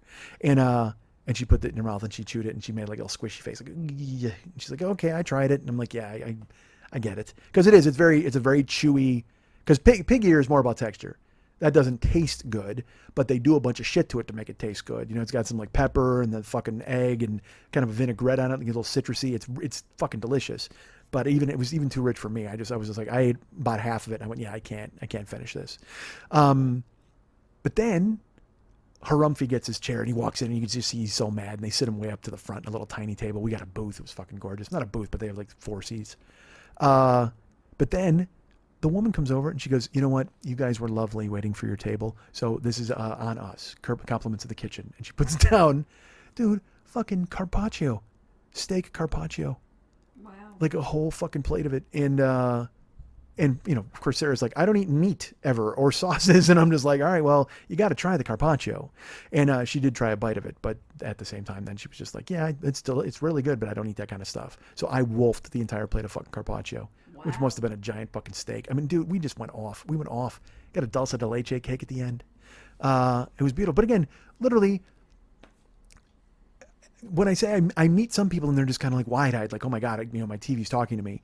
Sarah acted like we were friends forever. Like it was actually kind of refreshing. It was kind of cool, She didn't know anything. Well, she knows everything about me, and I don't know anything about her. So that's why I'm like, I'm just going to ask you a billion questions about you.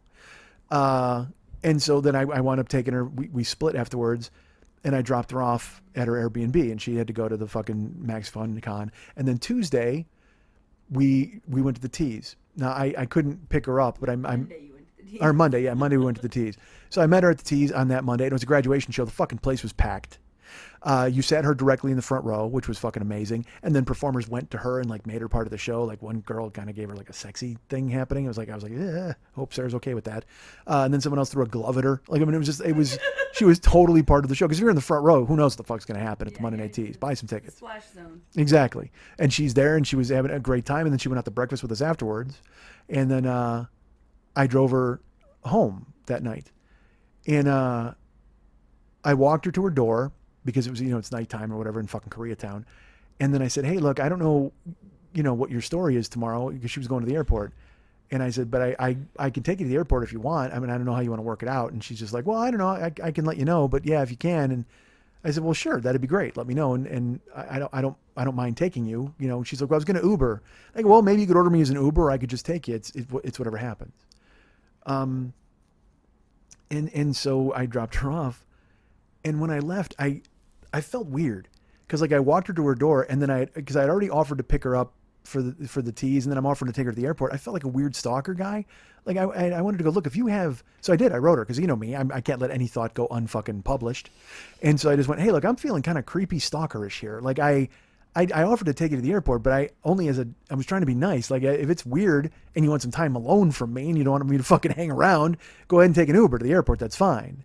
And she just wrote me. She's like, no, it wasn't weird at all. That's cool. I mean, I'll see you tomorrow. And so I was like, all right, good. Because I don't know why I seem to think that I'm imposing on people. You know why? I'll tell you why. Because she was so comfortable with me that I felt like I then was bothering her by hanging out with her, even though she was in this country for only a short time. And I guess hanging out with me is what she wanted to do. But in my head, I go, well, nobody really wants to fucking hang out with me for this amount of time, which is strange. And I find up telling myself that sort of thing. But then I wound up taking her to the airport on Monday, and it was fine. Or Tuesday. Did she hang out with Doug? Did Doug take her to a movie? No, that's the thing. That's nobody else hangs out with like people like that, I don't think, or they do. I mean, I know the Never Not Funny people do that for Podcast-a-thon when they offer it as a prize, when you can donate enough and go ahead and win. But I'm just calling people. You know what I mean? That's what I mean. I have people's phone numbers and shit, and I'm like, hey, hi, and people text me, and it's not weird, but I will tell you this, it's a weird happy medium. Like sometimes people are kind of like, whoa, but then they become my friends. But to have somebody like Sarah who immediately was like, yeah, no, I know this dude. And I don't like, there was no pretense, no, wow, you're here. You're really here. No, I was just like, I was essentially her taxi driver. She's like, hi, how are you, Mike? And she buckled herself in and we went to dinner. She was great and friendly and stuff. What if she was just really shy and then she went back to her room and was like, oh my God, I spent the whole night with him and he like bought, and we shared food and he made me eat shit that I didn't. Wow, that was so weird. Well, maybe that happened. I don't know. But but also at the same time, and look, I'm sure she is very shy because she told me that right up top. Like that was the first thing out of her mouth. She's like, I'm not a talker. That was what she said. She's like, so, if whatever you want to talk about. And so then I would ask her, that's why I knew, all right, well, guess what? I got to shift into Dick Cavett mode. And so I then had withering remarks all night long for the Germans. That's all I did. How the fuck did we even get in? I don't even know why we got into this fucking thing. The fact that she was in town and which was great. And I enjoyed hanging out with her. It was fucking cool. But at the same time, I felt weird, like I was imposing on her at some point where I'm just like, hi, do you want me to, I mean, if you don't want me to come by, fucking tell me. And then people are like, no, oh my God, no. But because I always misread every fucking situation. We got into it because we were talking about your issues. Sometimes I do feel like your therapist here. I'm taking notes and listening. So Jim makes cookies for everybody. You guys can get me at Mike at MikeSchmidtComedy.com. You guys can be my friend at Facebook.com/the40-year-old-boy. You can be my friend on, well, like I said, Facebook.com/the40-year-old-boy. I'm repeating myself. Follow me at Twitter.com/the40-year-old-boy. And you can be finding me at Snapchat. I'm on Snapchat and Instagram at Mike40YOB. There's a girl, a listener named, all right, I'll tell this story real fast for no reason. We're fucking done, but I shouldn't be. All right, we'll talk about Instagram and Snapchat on the other side. So all right, so you can find me, like I said, Mike at MikeSchmidtComedy.com, Facebook.com/MikeSchmidt, or no, Facebook.com/the40-year-old-boy. What the fuck? We should just retake the end. Instagram, Snapchat, Mike40YOB, Twitter.com/the40-year-old-boy. I'm there at all those fucking places. Dave Hernandez does all the music and or David Hernandez, I don't want to get fucking yelled at. He does all the music and the artwork for this show. Go ahead and find him at facebook.com/David Mex Hernandez and tell him how cool he is and how great he is and how all the stuff he does is really sharp and awesome. You can find him at artbydmh.com as well. You know, he's doing paintings. He's doing all sorts of artwork for you. He does, he's got the stuff. He's got the Gycons and the Valscapes. Those are available. Some of them. I know he sold some of them. But also at the same time, he will do custom artwork for you. So if you were like, hey, how about a painting of Mike Schmidt and Sarah Newton awkwardly staring at one another in silence over a fucking pig ear? He would do that for you. He would make it happen. Sarah actually was one of the people who she donated to the Kickstarter when I toured. And she got the painting of, she did the level. They got a painting of me and her. And it was her Facebook profile picture for like 3 years, I think. It was just every time, like whenever she'd come up my feed, I'd see that little picture because it was the painting of her, you know, little Sarah and little Schmidt. It was fucking great. I just had a fucking blast with her, even though it was like, it's just cool when you meet nice people. Well, you've been friends since you were kids, apparently. Yeah, exactly. So that's fine. We just fell right into it. Just shared a bonito yam with some creme fraiche. We've been waiting to do that. Lemon creme fraiche. I apologize. Oh, it was bright and citrusy and delicious. So Mex is available. Go to artbydmh.com, artbydmh.com. He'll do any and all artwork you could possibly consider. You know what? He's actually, I tell you what, for year 10, here's something he's doing. He's taking up for Cynthia, and he's going to be the plaster caster. So if you are out there, if you pay his airfare and you pay his hotel, he will make a plaster cast of your cock. So I'm just throwing that out there now, so you know. He's moved into other mediums. Why not? I told you before, he works in macaroni and mayonnaise. Why wouldn't he work in plaster and cock? So he is a guy who will absolutely come to you got to pay airfare, you got to pay his fee, and you got to pay his hotel. But he will absolutely make a plaster cast of your erect penis. All right, so go ahead and write him at artbydmh.com and tell him I sent you. Actually, I got news for you. If you ask him to make a cast of your erect penis, he's going to know who sent you. There's going to be no doubt who told you that he would do something like that. So write him and get him on board and have him fucking to be at the top of your flagpole. All right, so that's David Mex Hernandez. He's that guy. You know, Superfan Geo, let's throw a word out his way. Superfan Geo is the, I guess I would call him the video impresario for this show. The YouTube channel is built. It is done. It is current, and everything that you will see, everything I've said, every word I've spoken up until this one right here, which also may actually be up there by already because he's now current up to year 10. But all of years 1 through 9 are available. Every single episode. 10 Years of My Life is available right now on YouTube, courtesy of Superfan Geo.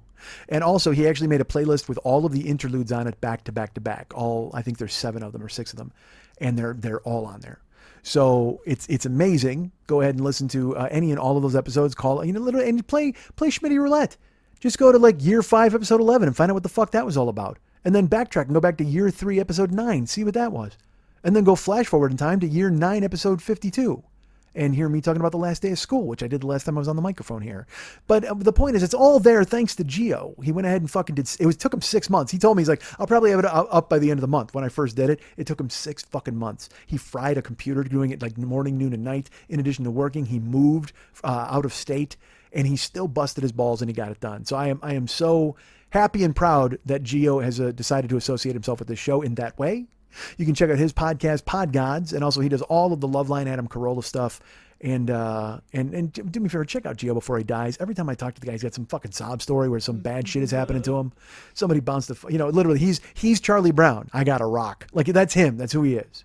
So, but go tell him how great he is before he dies. So, he went and made the YouTube page, and he's on call for any other stuff we've got going forward. So thank you, Superfan Geo. Ryan Dirks is the website guy for this show. Hey, I owe him an email. I should probably write him and get him on board with doing some stuff that I had ideas for. And he'd probably be willing to do it too. But I just got to first spell it out for him and let him know.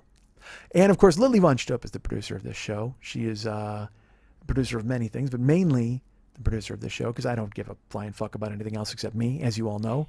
If you've been listening the first 9 years of this fucking extravaganza. No, sir. So Lily is available at several... You know what? You can find her at facebook.com/Lily Von Stupp and be her friend there. Are there openings? There should be openings. There are openings right now, but you gotta PM me to tell me that you're a listener. Okay. So PM her, tell you're a listener, and then she'll add you to her friend list. You can find her at twitter.com on several different accounts. Twitter.com/Lily Von Stupp, Twitter.com/HollywoodBQFest, Twitter.com/MNTs, and Twitter.com/Boobdini. But if you'd like to write her a personal note. Oh, dear Lord. So maybe she can reply to you with the rabbit hole she went down in the Google Doc that she read that had a bunch of people all up in arms over this weekend in the burlesque community. You can write her at Lily at burlesque411.com. That's Lily, Lili, at burlesque411.com.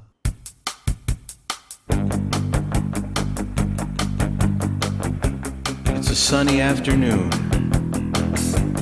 I'm getting hungry. Tired of Uber. Geez, I need chocolate. Hershey's. You're so fine. Beautiful, beautiful chocolate treat. You burn my heart with your cocoa bean heat. I have a dream that I'm Augustus Gloop, and overhand I scoop.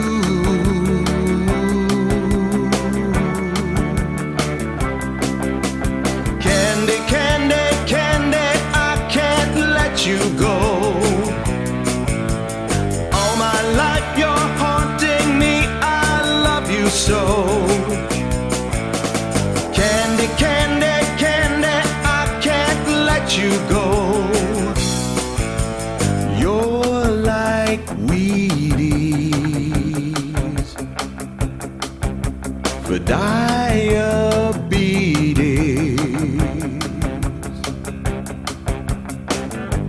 Yeah, well, it hurt me real bad when I stopped at Walgreens and I saw you were sold out. I miss you. Hershey, I'm craving your rectangle bliss.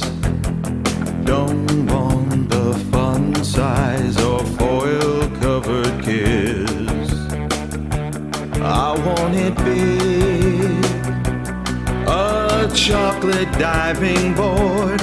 I need them all to hold.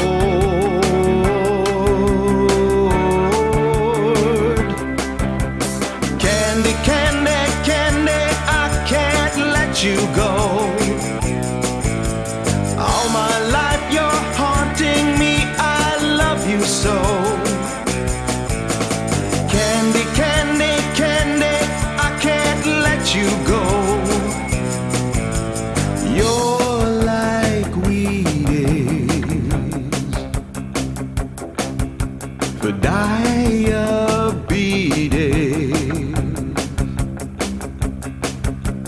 Candy, baby.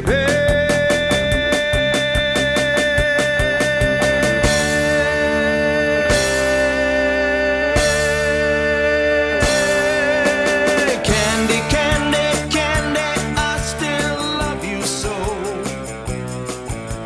All my life you're haunting me, I can't let go. Candy, candy, candy. Want to remind you folks about the Monday Night Teas every Monday night at the 3 Clubs on Vine at Santa Monica. It's a fantastic show. There's a lot of nude ladies in it. It's terrific. They're all out there showing you their stuff. Look, we have different definitions of nude. Come get your face shaved by a nude chick's. Definition of nude, and then there is the misdefinition of nude. Why are you so mean today? Like, I mean, everything I do, you're the antithesis. I'm not mean. You're on the Words opposite side of the matter. fence. I'm just talking. I mean, you got to come in with this swooping, like Miss Krabappel or some bullshit. You're just correcting me on everything. It's grim. All right. So go see the nude dancers at the Monday Night Teas. Because they're out there, just like I said, they're waving labia right in your face. No. You can shake hands with the little man in the boat, whatever they call that, and have a good time. Just staring directly into a lady's vagine. Just go ahead and peek right in there, like with a telescope or a periscope or a spyglass. Ooh, get a spyglass and look into a lady. Why do I hate the word vagine? I don't know. I don't even know why I said it just then. You know why? Because I didn't want to say vagina, and I didn't want to say. I always say labia. And so I was like, look directly into there, and I didn't want to say pussy because that's just crude. For looking, if you want to do other things to it, then by all means say pussy. But if you're just gonna peer into it, So you fuck a pussy, you don't look at a pussy. yeah, no, you look into a lady window. How about that? We'll call it that. Go ahead Do you and look into the baby house? pull back the pink drapes and look into the baby house. There you go, and see if the baby's The sleeping. baby house. That's right. So that's available at the Monday Night Teas, and I happen to know the it's producer. Not. That is not available. All of that is completely available. BYOS, bring your own speculum. You can take a peek in there and see what's happening inside this lady and her colon. You look at a colon. Why not? We can put a spyglass in a colon. It's like you ever go to the beach and they got that thing where you put in the money and then you look across the ocean and you see like the Ferris wheel or whatever the fuck they got over there. That's what we'll have. We'll set up a bent over lady and you just put a quarter in her hand and cha-ching. It's like a Viewmaster. You go ahead and look through and there you go. You can get one of those at the top of the Chrysler Building when you meet there on New Year's Eve. That was what I missed yesterday. I said World Trade Center.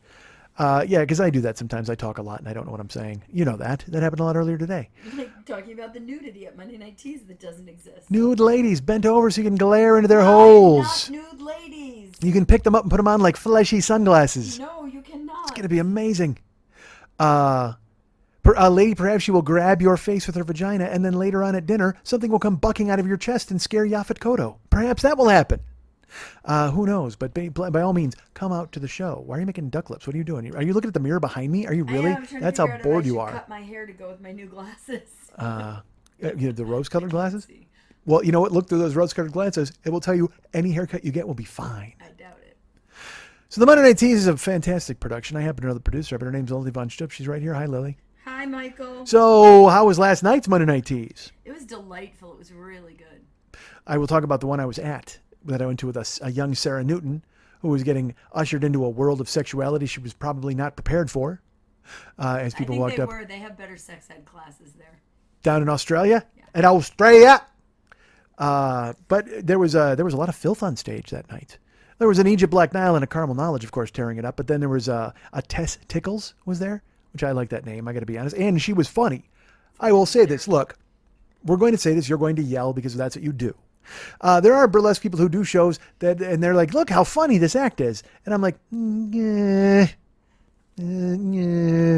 probably not funny so much as different from the other burlesque in that it's trying to elicit a different reaction than a fucking hard-on. So, okay, I can see what you're doing there. But Testicles was actually funny. It was a well thought out thing. And the things she said on the audio were funny. And then the dance went along with it. It was great. She did an inner dialogue about what it was like to be a stripper for the first time. Essentially, her music that she danced to also came with an audio track of what was going on in her brain in that moment. Yes. So it was like she was doing a blow-by-blow, play-by-play of exactly what she was doing or was going to do next, and it was very funny. Yes. And I liked it very much. She did a good job. Inner dialogue of stripping. But I must tell you, with Tess Tickles, there was a sad moment with Tess Tickles as I went outside. She was with her mom, first of all, because it was graduation night. So all these people brought their parents and stuff. It was fun. It was a packed fucking house. It was amazing. But I held the door for her as we were walking out, me and Sarah, and she was carrying, because as you ladies do, you've got props, you've got boas, you've got chairs, and whatever the fuck else you got to bring into the club. So she had like a giant steamer trunk, like a fucking It's a Wonderful Life, crazy George Bailey Big steamer giant trunk. with everything in it. And then another thing, and her mom was carrying something. So I opened up the door and she walked out and I said, "Hey, do you need help to your car?" And she said, "No, we're just right over here. Thank you so much. It's nice of you to offer." And I said, "Are you going to breakfast with everybody?" Because after Monday Night Teas, everybody goes to breakfast. And she goes, "No, I have to work in the morning." And I found it to be tremendously sad that you had just had such a triumph in front of everyone and you had taken your clothes off and people loved you and you're getting applause and people are going crazy. And then you've got to hustle out of there because you've got to go to work tomorrow morning and be Clark Kent. Like it's a weird, and it's a life I've lived. Yeah, we all do. When I was doing in the beginning of my comedy / career, quote unquote, I was working in an office and then I would have to, get up and be constantly late for coast to coast terminals in Irvine, California, and work in the AR department where I never made a phone call. I still don't know. I stole money from them. I stole money from them for months. I can't imagine them going into my desk after I left to find out I'd done no work. It's gorgeous. All right, so. You didn't do anything. I talked about it on here. I literally did nothing. I did nothing at that job. Nothing. I might have worked there 6 months, maybe a little longer, 8 months. And I worked in the AR department. But the thing was, the head of the AR department was starting a skip tracer job where he would go out because they would lease equipment to people. So he started being a collections guy. So he and two other dudes fancied themselves cowboys and they'd fucking go out with actual like guns and they'd go to try to repossess the equipment from everybody, which was fine with me because then I'm in the office unfucking supervised. What was your job supposed to be? I was an AR guy. I was accounts receivable. I was supposed to call people and go, "Hey, you owe money. You got to pay on your thing." I might have made 2 phone calls a day, maybe. And the other AR guy laughed because he knew, and he would laugh. He was an older gentleman, and he would just crack up because he would just see me. I'd be sitting there eating. I would just do nothing. I'd read the newspaper.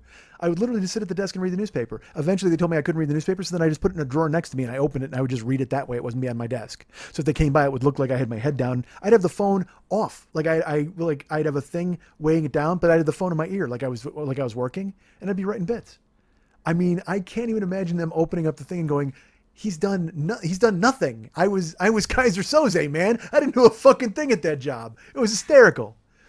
I told the story in here, and then I ran up a huge fucking bill at the food truck, and I had to go back and pay it and whatever the fuck. All right. Do you remember that now? Yeah. Yeah, by year 2 or year 3 or whatever the fuck. I don't even know. How did we even spin off into that bullshit? I don't even know. She had to go to work in the morning. Oh, so sad. Testicles. She had to go back to work and be, Sarah Wilson, whatever the fuck. Come on, man, be testicles. She's from New Zealand? She's from Australia? New Zealand. So she had to go down under to work? Yeah. Interesting. All right, well, if you were going to koala farm, I guess that's fun. So it's okay. You strip at night, and then you were going to koala farm during the day. That's not so bad. But if she had to go into an office and get fucking sexually harassed by dudes. I don't think she works at a koala farm here, though. She was from there. She lives here now. So you're saying she's starting a koala farm here? It's so hard to talk to you sometimes. She may own the Barbie concession. And she's been talking to a lot of shrimp dealers. Perhaps that's what was happening. She ate a shrimp head once at Animal. Oh, and she owns delightful. A well, look, I don't want to paint a testicles with a broad Australian brush. Whatever she does is fine with me because I thought she did a good job. She was funny. Yeah, I thought so. I liked that show. We had fun, and people were naked. And like I said, people were coming over to Sarah and making like Bo Toxic gave her the fucking literally split finger tongue thing. Yeah, like that. I'm like, whoa, how you doing, Bo? Filth. A lot of filth there. It was so hot last night. Oh my god. Oh yeah, which act did she do? She did her horns act. Okay. And it's just animal pure sex. Filth. Yeah. I talked to her, which was nice. I haven't seen her in a while, and asked about her husband, and he's doing good. I'm very happy. All right, so go to the Monday Night Teas, and I should not be telling you about people and their husbands because you want to go there and think you're going to fuck all these chicks, which is fine because they're all. Want to do that. You must go. It is like a buffet of available ladies. That's exactly what. If you are sexually frustrated, go to the Monday Night Teas, and you will enjoy it. And there'll be ladies there, and they're waving their lady parts at you. Like I said, you can just squint one eye and open the other, and peel back the pink drapes and look right into the baby house and go coochie coochie coo, and it's going to work out perfectly for all of you. So get tickets now. Go to brownpapertickets.com and get tickets to the Monday Night Teas. It's coming up. Go to facebook.com/Monday Night Teas and become a member on that page so you can find out who all the naked ladies are that are coming to town soon enough. You can see if the Testicles is coming back to town or a Bo Toxic to come and do her filth. You want to be on board, and on top of all of that, go to facebook.com/Monday Night Teas and become a person who gets all that information. Do you have any other shows to plug? Are you touring? You're not? Right now we don't know? All right. I don't have anything to plug other than Monday Night Teas until later. Yeah. All right. And tickets are available for like all the Mondays. So go ahead and check those. And again, if you, like a Sarah Newton, if you come to town and you're like, hey, I want to see Mike, call me. I'll hang out. I'll go to the Teas. Why not? Ahmad is coming here next week. Is he coming to Monday Night Teas? Have we found out? He's going to. I'm making him because I have a 20/20 that night. So he's going to come to that, and then he and I are going to probably, although I don't know, he might be like, I can't be in a room with ladies like that. But then I asked him, I go, dude, what do you want to do while you're in town? And all right, I'll get to, fuck it, I'll just tell the story now. Ahmad's coming next week. He gets here on the 28th. So he'll be here for 10 days, 2 weeks or whatever. And he wrote me and he said, hey, I just want to, there's a sushi joint I want to go to, so you got to go ahead and call and make reservations. So I said, all right. I'll take care of it. I said, do you want to see Spider-Man? He goes, oh my, fuck yeah. So I bought tickets for Spider-Man. I go, what do you want to do while you're in town? He goes, I want to do anything that's banned in my country. So perhaps he will be going to the Monday Night Teas. Because that certainly qualifies. I'm opening a dungeon. How banned does he want? I don't know. We'll see. Well, I'll tell you what. He gets into your dungeon. Eventually, Ahmad may be banned in his country. The things you're going to teach him.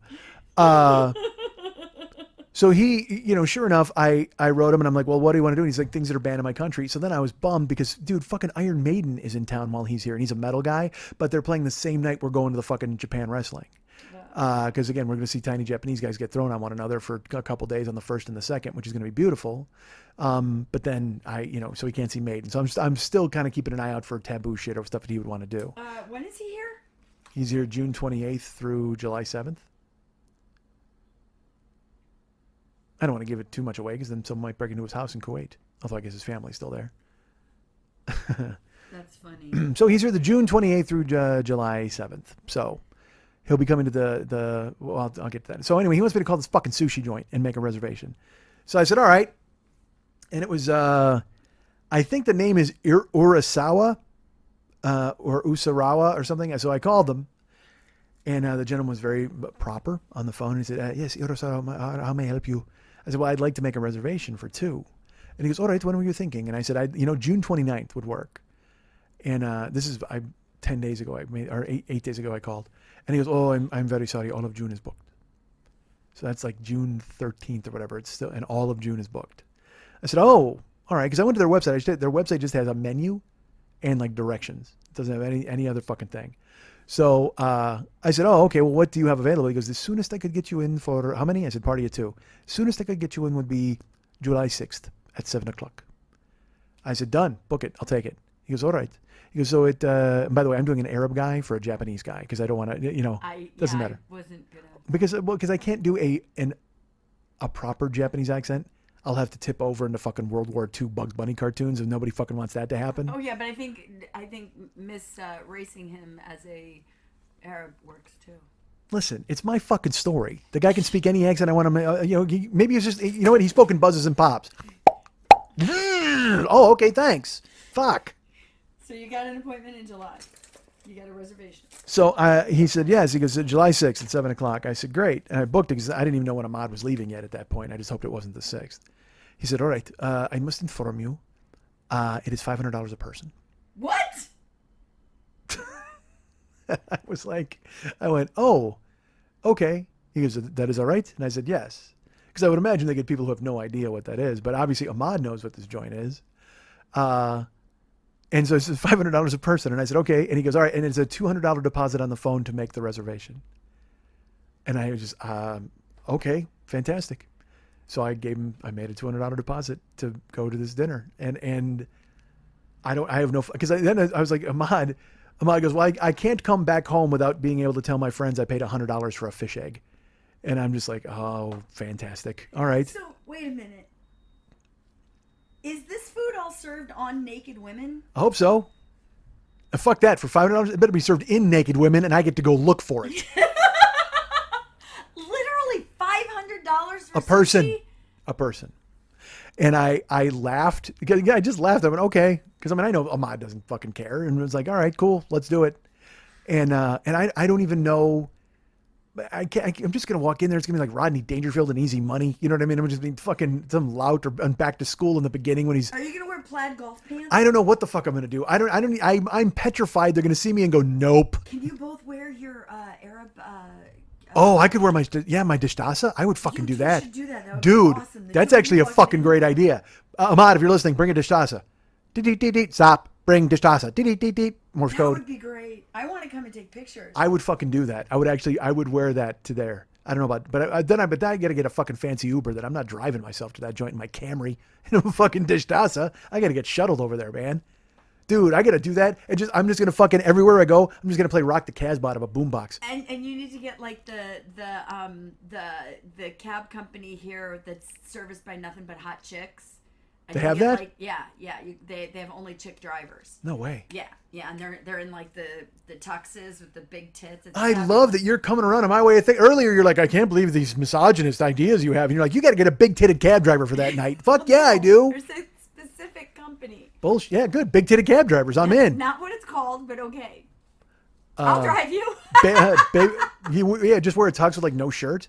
Perfect. Can't drive. Oh, you can't. Yeah, it's fuck. You're out. Well, you could you could drive there, and then I would just get out and drive you the last quarter of a mile, and then just pull it around the corner. Boy, I don't know. Regardless, the point is, I'm eating a $500 fucking sushi You dinner. totally got to take one of those big. And John asked me, he's like, "Are you paying for yours?" And I'm like, dude, I can tell you what, Ahmad could pay for his, and I will wash tiny dishes all night long and get the fuck out of there. Who the fuck knows? Part of me hopes that we go in there and it's $500 a person and they have that like floating sushi train where you just grab what you want off the fucking boats. I mean, I'm like, yeah, just like completely unclassy and just $500. I'm in. That'd be perfect. Literally $500 A person. Dude, they needed a $200 fucking deposit to is it a say buffet for they needed a $500? Do you know? they needed a $200 deposit to say yes. That's Yeah, all. but is it a buffet? No. Or is it? No, it's omadikaze, I would imagine. I don't know what that means. It means you eat what the chef gives you. Oh He gives you good stuff and you just keep eating it. That's the way omakase works. You means trust the chef. That's what omakase means in Japanese. It's like when I went to Sushi Nozawa. Dude, fucking Sushi Nozawa. I would die there. He That's was the worst. that dude was like the sushi Nazi. That was his deal. Was literally above. You could sit at tables and order what you wanted, but above the fucking sushi bar, it said "Trust me." That was the thing. So if you sat at the sushi bar, you ate what Chef Nozawa gave you until you were done, and then you told him you were done, and then you left. You and there was no price on it. He just kept giving you fish, and at the end, you found out what you spent. Now that guy owns Sugarfish, so I think he closed Sushi Nozawa. But, you know, what were you going to find? What are you laughing at me for?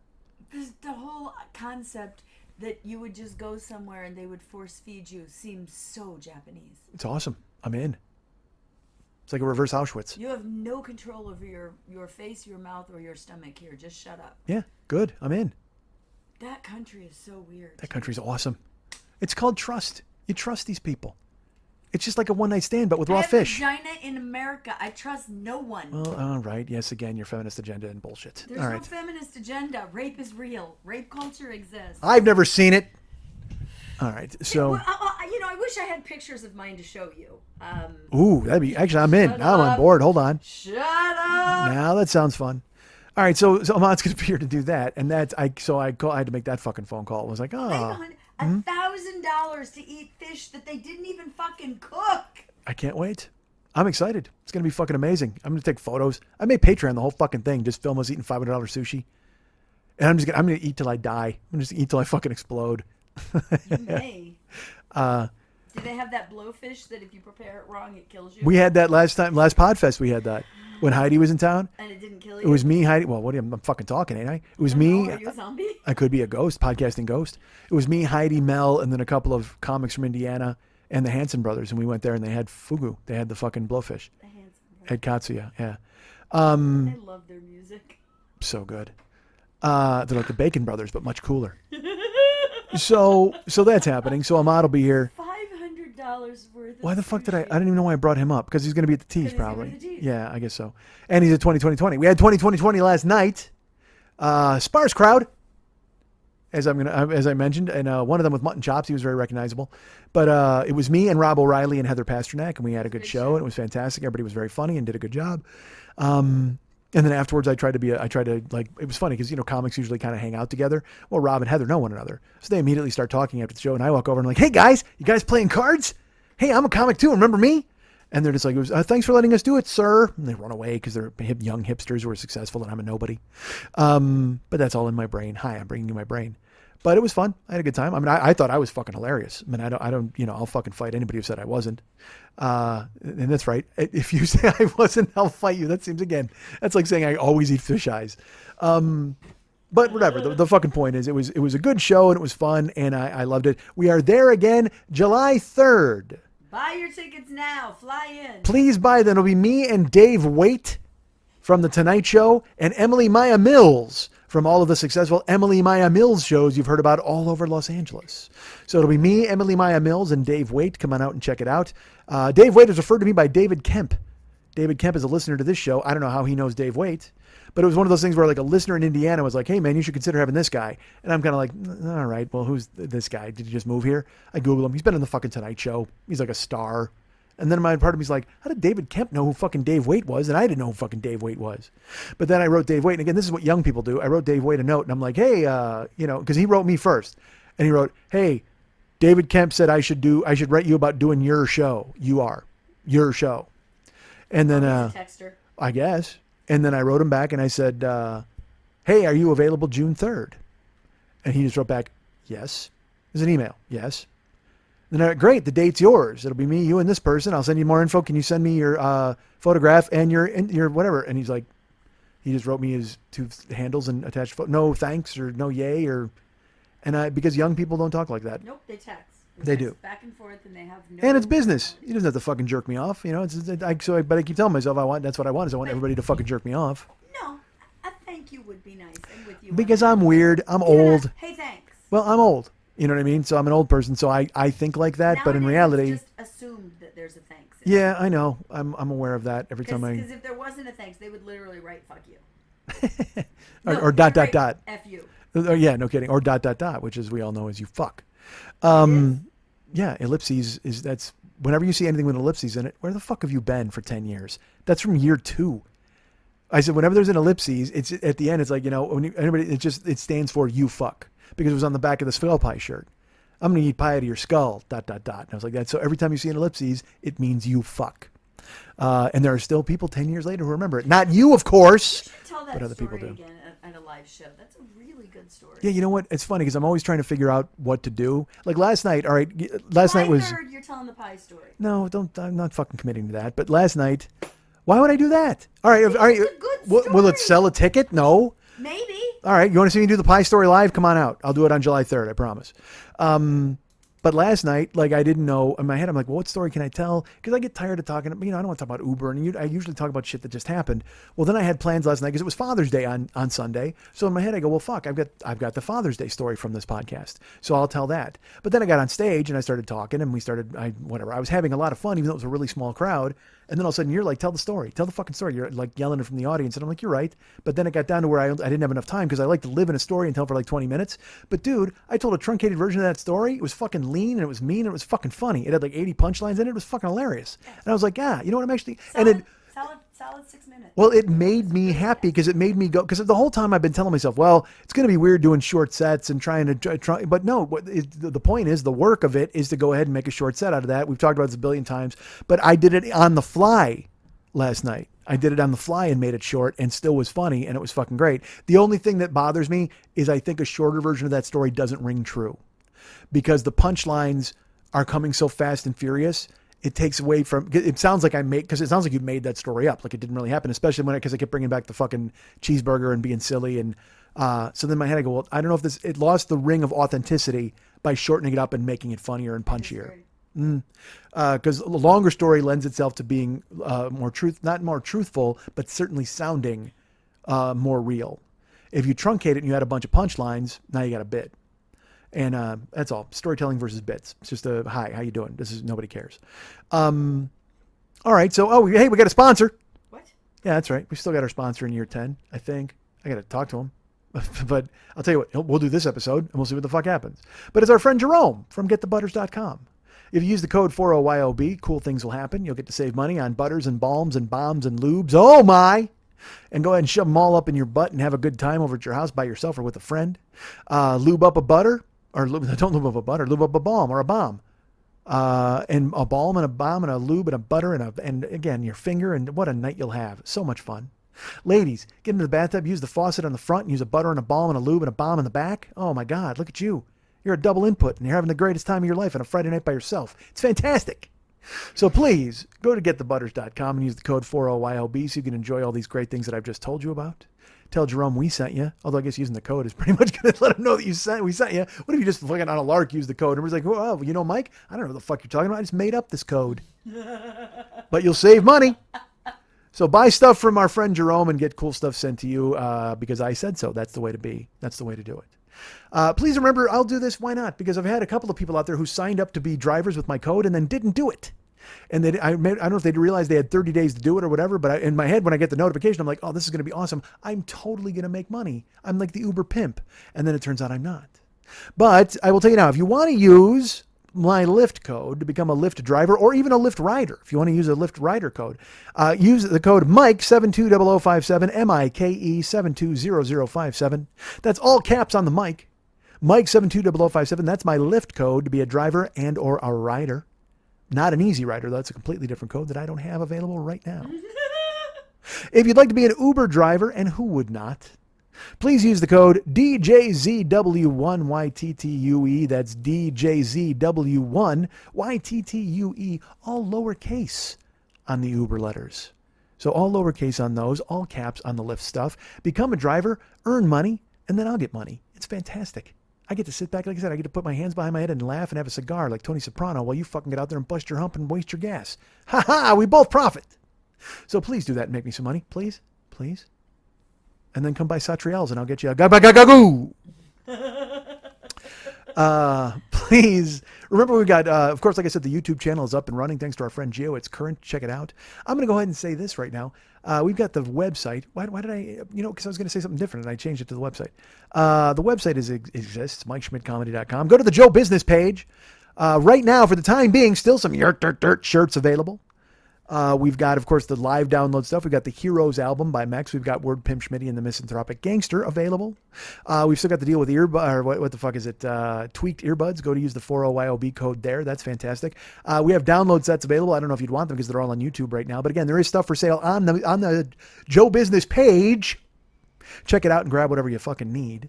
And then I will tell you this. We have a Patreon page. Ladies and gentlemen, please remember there's a Patreon page for Mike Schmidt who's creating live podcasts. Now, look, I have not updated the Patreon in a while. It's been a couple of months probably, or a month. Does not mean I've forgotten about you people. And now I guess they've made it easier to put up videos. So I would like to try to use that and make it a possibility. Like last night I was at 2020 and I thought I should film a set at 2020. You know what? Let's do that. Let's commit to that.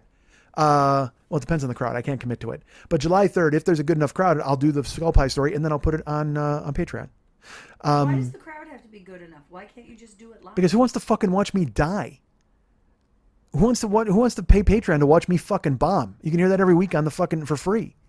So we're filming it. It'll go up on Patreon. We'll see what happens. So become a Patreon person. Become a patron, please. And then I think, is it next week I have to read everybody's name and talk about all of those fine people? It would be, except I don't have all of those names available right now, but I guess I could go ahead and find them as we speak and look for things. I'll go ahead and pull up the Patreon page as we're talking, and I'll bring up, let's see, hold on, I got to get to the notifications. We still have to tell the Instagram story, too, that you were going to tell. I'll tell it on the other side. Okay, I don't, what was that? What did I do? Hold on, am I logged in? I'm not logged in. Hey, I'm not logged into Patreon. Nobody wants to listen to this part of the goddamn show. Hold on, logging in. We're logging in. So become a patron. There's all sorts of cool stuff there and stuff still to go up. Because I told you I have so much stuff from Kuwait. I thought to myself, I should put up a bunch of the Kuwait stuff and see if people are interested in seeing any of that stuff on Patreon. They are. Who knows? We will see. So let's see. Let me check out where's the list? Oh, patrons. Here we go. So here comes some thank yous for you fine folks. Oh, wait, nobody wants that. That's my posts. View all current patrons. Well, I just had some people sign up this week. Some lovely people. Oh, wait, are they? Oh, how are those listed? No, I don't want to do that. I want to list them in order. Why wouldn't they list them in order? They list them by level. Oh, that's not good because then I'm gonna have to work because they put them by level, but I want them in order of because we read a bunch the last time. You know what I mean? Hold on, maybe notifications allow me to do that, and I'll go backwards. Hi, everybody. This is the part of the show that's fucking amateur hour, and I fucking hate it, and it drives me crazy. Amateur hour. If you pointed out that you think it's amateur hour. Oh my God! Somebody donated today. Literally, I'm looking right. Someone just donated. Ask me who it was. Who? David Watson. That's not Mitchell Angel, but still, I wanted to say it like David Watson. David Watson, who is our friend who got us the Waldorf in New York. When I went to New York and had a fantastic trip, and I sent him a photo. He has a photo nobody's ever seen. That's right. He got number 31. I sent that to him. Is that in the Patreon? Is there a level for that in the Patreon? A cock photo? I don't know. We should build that. So David Watson, thank you, sir. What? What is the level for is it $31 a month? No, nobody wants a cock photo. I think all right. You're wrong. Yeah, all right. You know what's funny? I will say this to you. You would be wrong because when I first made that show a while ago, I did get a ton of offers, but I mean nobody was really serious because I'll tell you what, the first person I would have sent it to would have been, holy fuck, I wasn't serious. You need to make a $31 level right now Nope. and see if anybody gives it. Nope. All right, so David, I'll do a $31 level and send them your cock. Yeah, do you have Patreon. photos? Yeah, I don't know if you have any of my photos yet. All right, so David Watson, thank you. He just pledged today. Yay! Thank you, David Watson, along with Alex Rock. Woohoo! That's right. And Scott Metzinger. That's Blind What? Scott. That's Yes. right. Blind Scott Metzinger sent me an email and he's like, I made the plunge, man. I did it. John Sheffield. Oh, wait, hold on. Oh, John Sheffield deleted his donation. That happens. Thanks, John. I'm glad. I think we thanked you already for the one you made. So, because again, people don't know it's month to month. Right. So they think they're just sending a certain amount. But all right, so let's, all right, David Watson, Alex Rock. Thank you, Scott Metzinger. Thank you, John Freeman. You stepped up and made a donation. That made me very happy. Thank you. Thank you, Will Pfeiffer. Woo! Comic book artist Will Pfeiffer. Crystal Lloyd, of course, stepped up and did a cool thing. Lou, I think that might have been our friend Lou Kipp, but I don't know. He just included the name Lou. All right, Lou. What is Lou the racist bartender? Oh, dude, would that be sweet as hell? That'd be fantastic. Kip. Aaron Swain Woo, Aaron. gave us some money. So thank you, Aaron. And then Danielle Bone. Did I mention Danielle? Lisa Phillips. Woohoo. James Williams. Thank you, Yes. James. Oh, actually, James Williams edited his pledge from one amount to a higher amount. Thank you. Whoa. Money bags. Louis Fulmer. Ben Campbell. Yes. Terry James Lacaz. Woo. Todd Rush. Woo. Actually, that was Todd Rush editing his because Todd Rush gave 50 a month, and I was like, yay. And then he was like, what the fuck am I doing? And he changed it, which was, I don't blame him. And then, of course, Wendy and Michael Stiegel. I don't know if I've mentioned them. Yay. We see them at Podfest every year, and they're the coolest. And who did did I mention this? I've heard from, I don't know if I mentioned, I'll get to this in a second. Hold on.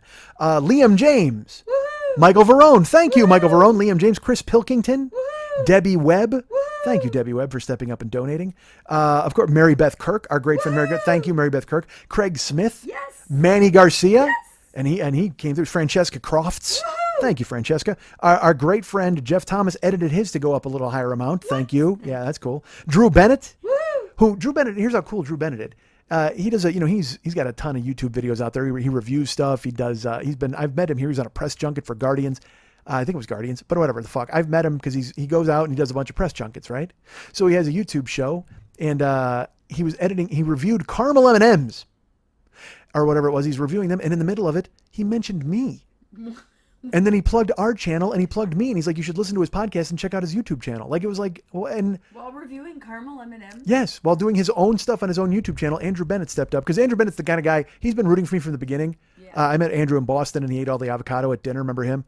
Oh, yes. Yeah. Well, the thing is now he's like fed up with me not succeeding. So he's like, what the fuck are you doing, man? Get off your ass and make it happen. We're tired of hearing you not making it. Like, and I get that. I mean, you get frustrated with a guy when he's not doing the things you think he should do. But then he was I guess as a way to, because again, he only hits me because he loves me. And then he makes his YouTube thing and he's like, Mike Schmidt's the greatest. He's so great. And I'm like, aw, he still likes me even though he hit me. So thanks, Drew. I appreciate that. Wow. Thanks, Drew. Dorothy Bosford. Yes. Anne Marie. Woo. Casey Bills. Woo. Now, I don't know who we thank because we're up into May, like early May or middle of May. I don't know. Go all the way to the end of May. 1st of May. To the 1st of May? Yeah. All right. Hannah Dowling / Frostman. Yes. She's our good friend. Hannah. And then, because we're done. It's all the new people. Okay. Yeah. Except for two. One, Amanda Howlett, who I don't know if I mentioned her on the show or not, but she ties in because that's the girl I was talking to on Snapchat. She wrote me and she's just like, oh man, I'm having a bad day, but I drank a giant coffee in Calgary. And then I wrote her stuff back. And then she started writing me stuff about her life. And I started writing her thing. I wrote her with advice or whatever the fuck. And then finally she's like, this makes sense. And I'm like, yeah, I'm not a total idiot. Of course it makes sense. She's like, huh, okay. Like I talked her off a ledge. It was kind of cool. I felt good about it. But then part of me is just like, why are you listening to an idiot podcaster? That seems weird, typing in Snapchat. This is supposed to be for fucking, nonsense. But I was very nice to her and she was appreciative and that was cool. So, hey, Amanda Howlett, there you go. And she was freezing. She was wearing mittens in June. I'm like, what the fuck? What are you doing? She's like, it's 7 here. And I'm like, how the fuck is it 7 degrees? But then I forgot they're fucking Celsius. So it's like 44 degrees or some nonsense. But here's a name that I don't know if I mentioned this. All right. Cause this just happened. I'm wondering if it came in with I don't know if I got to mention it or not. I got an email and a tweet, from a guy. And then that same person donated to the Patreon page, Seth, from Seth and Brandy. Woo! Because I always talked about how they were gone and I don't know anything about them and all this stuff. Fucking Seth stepped up and he sent me a long email and he sent me on Twitter. Because on Twitter he wrote me like he knew me. And I'm like, I don't know who the fuck this guy is, but yay. And then he wrote me an email. He's like, it's Seth. I'll say his name. Seth Canfield. Seth from New York, Canfield. And I was like, holy fuck. And then he donated to the Patreon page and he set up a thing. How are they doing? Well, we have not really gotten into it. He kind of just went, I'm still here. I'd love to catch up with you. And of course I have not contacted him because why would I? But eventually I will. And then I'll find out all about what's going on with young Seth. And I'm not sure if it's still Seth and Brandy. I don't know anything. I haven't talked to him yet, but I think he enjoyed the fact that there's a Seth and Brandy level on the fucking Patreon page, because that's for people who know the fucking show and know the story. So he stepped up and he donated, which was fucking amazing. So all of you, Seth Canfield, Lou, Let's scroll up. Aaron Swain, Crystal Lloyd, Will Pfeiffer, John Freeman, Scott Metzinger, that's Blind Scott, Alex Rock Today, David Watson. Thank you all for stepping up and donating to the Patreon page. And you can too if you go to patreon.com, and I'm there at Mike40YOB. Just Google 40-Year-Old Boy Patreon or Mike Schmidt Patreon, and it will come up and you can make a donation and be happy. I'll be happy. We'll all be happy. And this will get me to your town faster. Get me to doing shows faster. Should I or not? You know what I want to... Okay. All right, so let's talk about something else. I'll do this. I'll tell you guys this story. A couple of weeks ago, I was on Facebook and I saw a poster for a show in Canada. And it was Bob and Doug McKenzie's face. So I thought it was just some local comic doing something, but I read it and it said Rick Moranis and Dave Thomas reuniting as Bob and Doug McKenzie at the Second City in Toronto. And it said the show would be hosted by Martin Short and basically would feature all of the surviving members of SCTV. It's fucking Except... well, there's one. The only one they don't have confirmation on is Andrea Martin that I saw on the poster. But fucking Joe Flaherty, Eugene Levy, Catherine O'Hara, they're going to be there at this show, along with Dan Aykroyd, who's going to be there. And I don't know if they're performing or doing sketches or Q&A. I don't give a fuck. Just to be in the same building with those people would be amazing. So then it also said the Kids in the Hall are going to be there performing, in addition to all these SCTV people and Bob and Doug McKenzie. And I'm like, and Martin Short is doing Jiminy Glick as well. So I'm like, holy fuck. I see this poster and it's a benefit for some dude who's got a spine injury, in that I think he lost his spine. So they're going to pour him into a seat and do this fucking show for him with the sans spine. And so I saw the poster and I was just like, holy fuck, because that's amazing. And I put it on my Facebook page and I just wrote, oh my God, Toronto, anyone?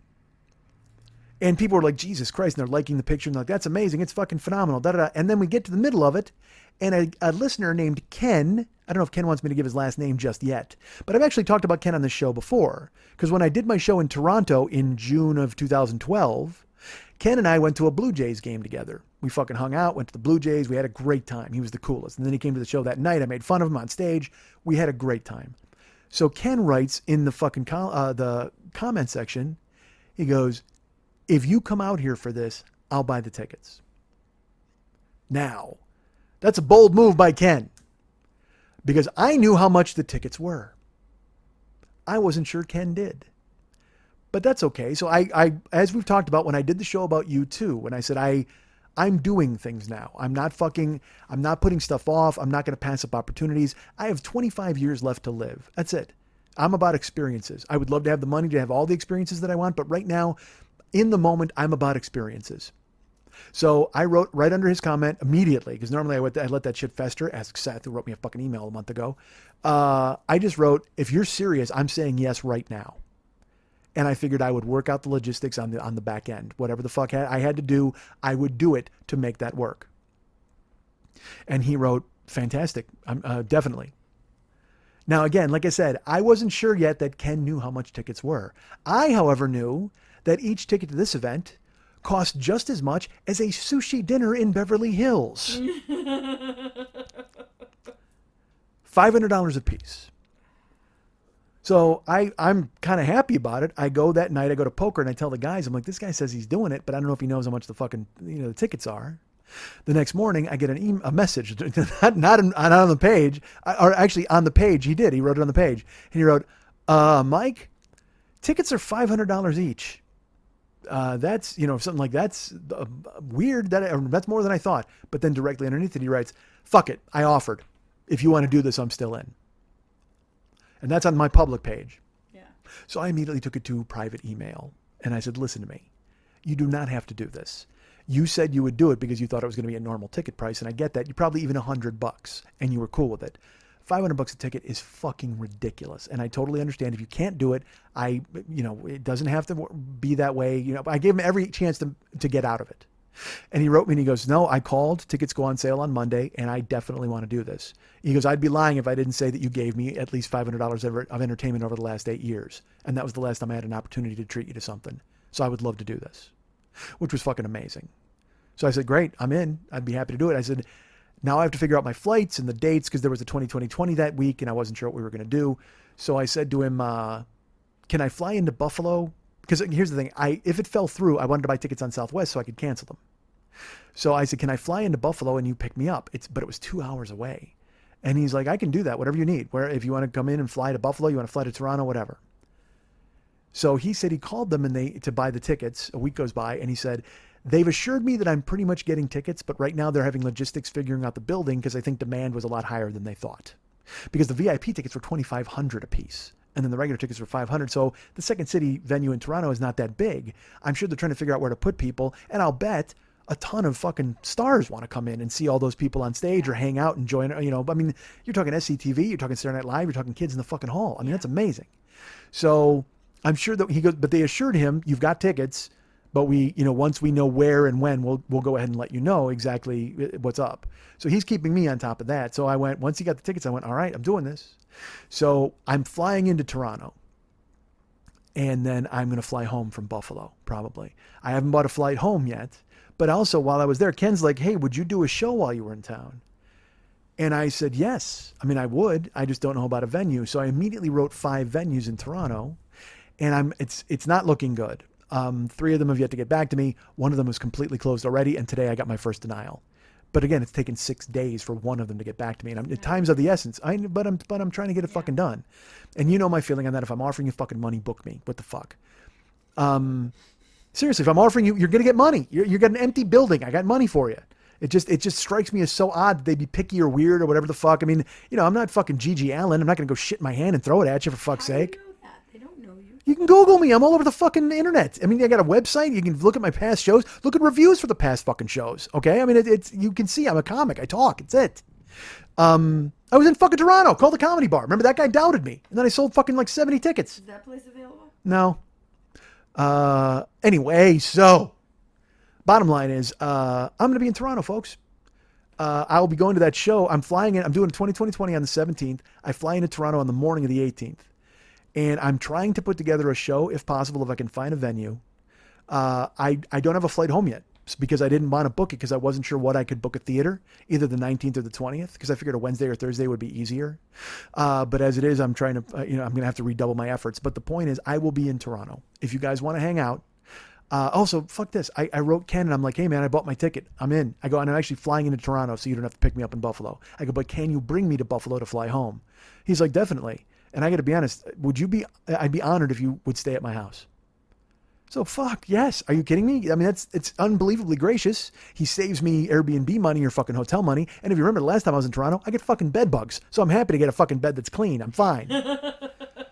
So Ken stepped up. He's picking me up. I'm staying at his joint. And I said, the only thing is I got to let you know, if I'm there, listeners might want to do a dinner or we might want to hang out or people might want to do stuff. Why do you have a living room concert at his house? Because it's his fucking house. I'm not going to volunteer his house to have a bunch of people sit in it. Just ask him. Hey, Ken, can we have a party at your house with all this other free shit you're giving me? That seems ridiculous. Have everybody pay and you buy food and you have a great time. All right, Ken, Lily made up some bullshit. You can get back to me on that because that's not going to tour. Do it. If he's got a place and willing. I like that idea, but I'm not popular enough to do that idea. It just doesn't, that's So a fucking, what if like Stanhope or 15 somebody. people come by? 15 people aren't coming by. All right, look, fuck, I'll do that. Without talking to Ken, though. I mean, Not without talking to you, but ask him if that's an option if you can't find a venue. well, just, you know what, Ken, buy 5 citronella candles and I'll shout in your yard. I mean, who There the you fuck go. cares? Shout. Whatever. Oh my God, the Shout in Your Yard tour. Shout. Why are we shout. not doing the Shout in Your Yard Shout tour? in the yard. Shout in the yard. I'm going to get sued by Vince Neil because he's lonely. We're totally doing the Shout in Your Yard tour. Anybody who wants to bring Mike Schmitty to their backyard, contact me at lily@burlesque411.com. No one wants to do that. Again, it's very Fugazi and I love the You idea, have but to it's never house happening. both of us, and you have to have enough chairs for at least 25 people. Okay, so anyway, the point is I'm going to be in Toronto. We may be doing a show in a yard or a living room. Who fucking knows? I may have a venue, but the point is I'll be in town. So I'll be in town for like 3 days. One of the nights I'm going to go to the show with Ken, but then the other 2 nights, if we want to hang out, if we want to go out, if we want to do stuff, we want to have a dinner or fucking, I don't care. Get just a fun gathering. I'm in. So, and Ken's in because I actually said to him, I go, look, when I'm in a place like listeners kind of want to hang out because Big John Flores up there for fuck's sake, all these other people, Kjo and Ty and all, we have all sorts of friends. Rick, we have friends in Canada. So they might want to see me. And Rick's like, Ken's like, I'm in. I don't care. He goes, the only thing is I live an hour from Toronto. So it might be kind of a schlep getting to and from, but I'm in, whatever you want to do. So I'm there, Toronto. I'm there in July. I'll be there the 18th, 19th, and 20th at least. The 18th, I'm occupied that night. Perhaps we'll be doing a show on the 19th or the 20th at Ken's house. That sounds so fucking stupid, but we might. Or if I can get a venue. The Coal Mine Theater is out, and then the other one just fucking closed. But who the fuck knows? Hopefully somebody will get a hold of me, and you should be there too. That's my point. And if you're in Buffalo, Leanna, I know you're in Buffalo. Leanna Shanks, go ahead and you drive up from fucking Buffalo to Canada. You did the last time I was in Canada. Why don't you do a show in Buffalo? Because it's late. It's only ladies' night in Buffalo when I'm in town. So I'm gonna Buffalo stance at you for that. Oh, are you really?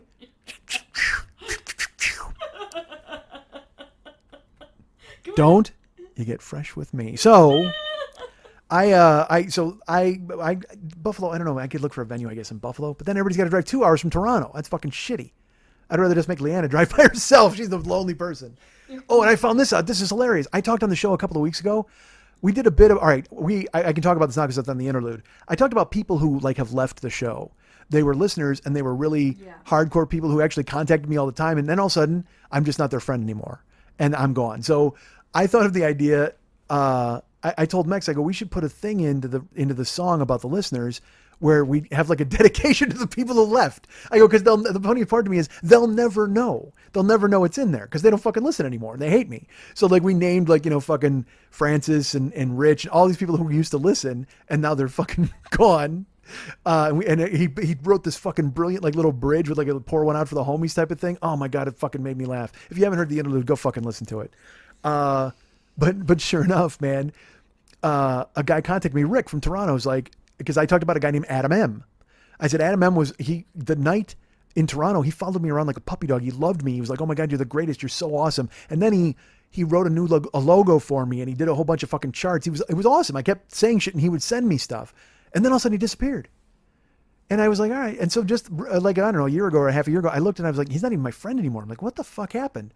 So then Rick contacted me and he's like, hey, yeah, no, you didn't lose Adam M. He lost you. Like, and then he proceeds to tell me a lot of things about Adam that I did not know. And he just went, he kind of ditched all of his friends and he's just a guy he's whatever. I don't want to betray Rick's confidence too much, but the point is I mentioned it and sure enough, a guy writes me and goes, yeah, no, I know exactly what happened with that dude. I was like, okay, great. So then the song comes out and I'm waiting for other people to go, hey, I know what happened with those dudes too. Like all of a sudden now I've got this weird fucking, I gotta have Robert Stack come in and just do an unsolved mysteries for the fucking listeners who disappeared from this fucking show. Toronto, Adam M. He's got the fucking deep voice. He's wearing the suit, and then they go search him down. They put a microphone in his face. He's like, I fucking hate that guy. Why do you hate that guy? Or they track on Fogerson or any of these other fucking people who bailed on me. But I loved the fact that the passage in the song, and they'll never hear it. That's my favorite. I think that might be my favorite part of the interlude, other than fucking Times They Aren't A-Changin', which is, I've heard that song. It's a little weird hearing songs about you and how you failed. I'm not going to lie to you. It's just fucking, so when we did he wrote Fat, Tarded, and Broke. And look, I'm on board with all the concepts and he writes them, but then when I hear them, I just go, ooh, fuck, that leaves a mark. Fuck. So when I had to write my part for Fat, Tarded, and Broke, go ahead. You got a question? Like 87 fat people at the Get your own fucking show. Yeah, well, I'm just saying, it's, you know. So there's a song about me and 87 fat people and it goes like this. No, so I heard that song and Fat, Tarded, and Broke, and he's like, all right, so you're going to jump in here, so write the things that you want to say, like whatever you want to do. So the way I chose to combat it was to go counterpoint. Instead of going, oh yeah, I'm Fat, Tarded, and Broke. Instead, I'm just like, this song isn't helping. Fat, Tarded, and Broke. Seriously? You're going to write a song? It's like, I took that stand with it. I felt much better about it because I can't, it's a song about how I'm a fucking failure, which is a drag. But I was able to fight it off with my verse and nonsense. Yes. My glasses and my pen and my clipboard are ready. Are you a failure or have you failed at something? This is a pretty good time for the fade out of this show. I mean, certainly I could go into some answers, but why would I want to give away all of year 10 in the first episode? Who knows what journey we'll take and what answers we'll achieve? But I can tell you this. You don't fucking give all the answers in the pilot episode because you want people coming back week after week after week after week after week after week.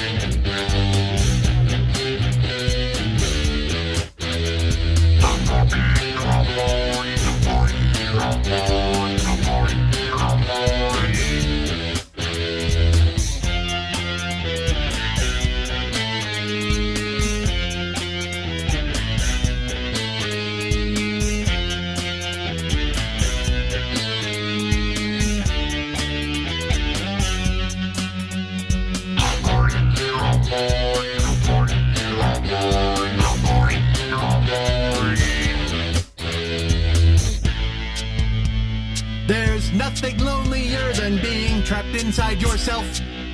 It's easier to hide when you pretend yours a knight. Women love a guy with a giant neck.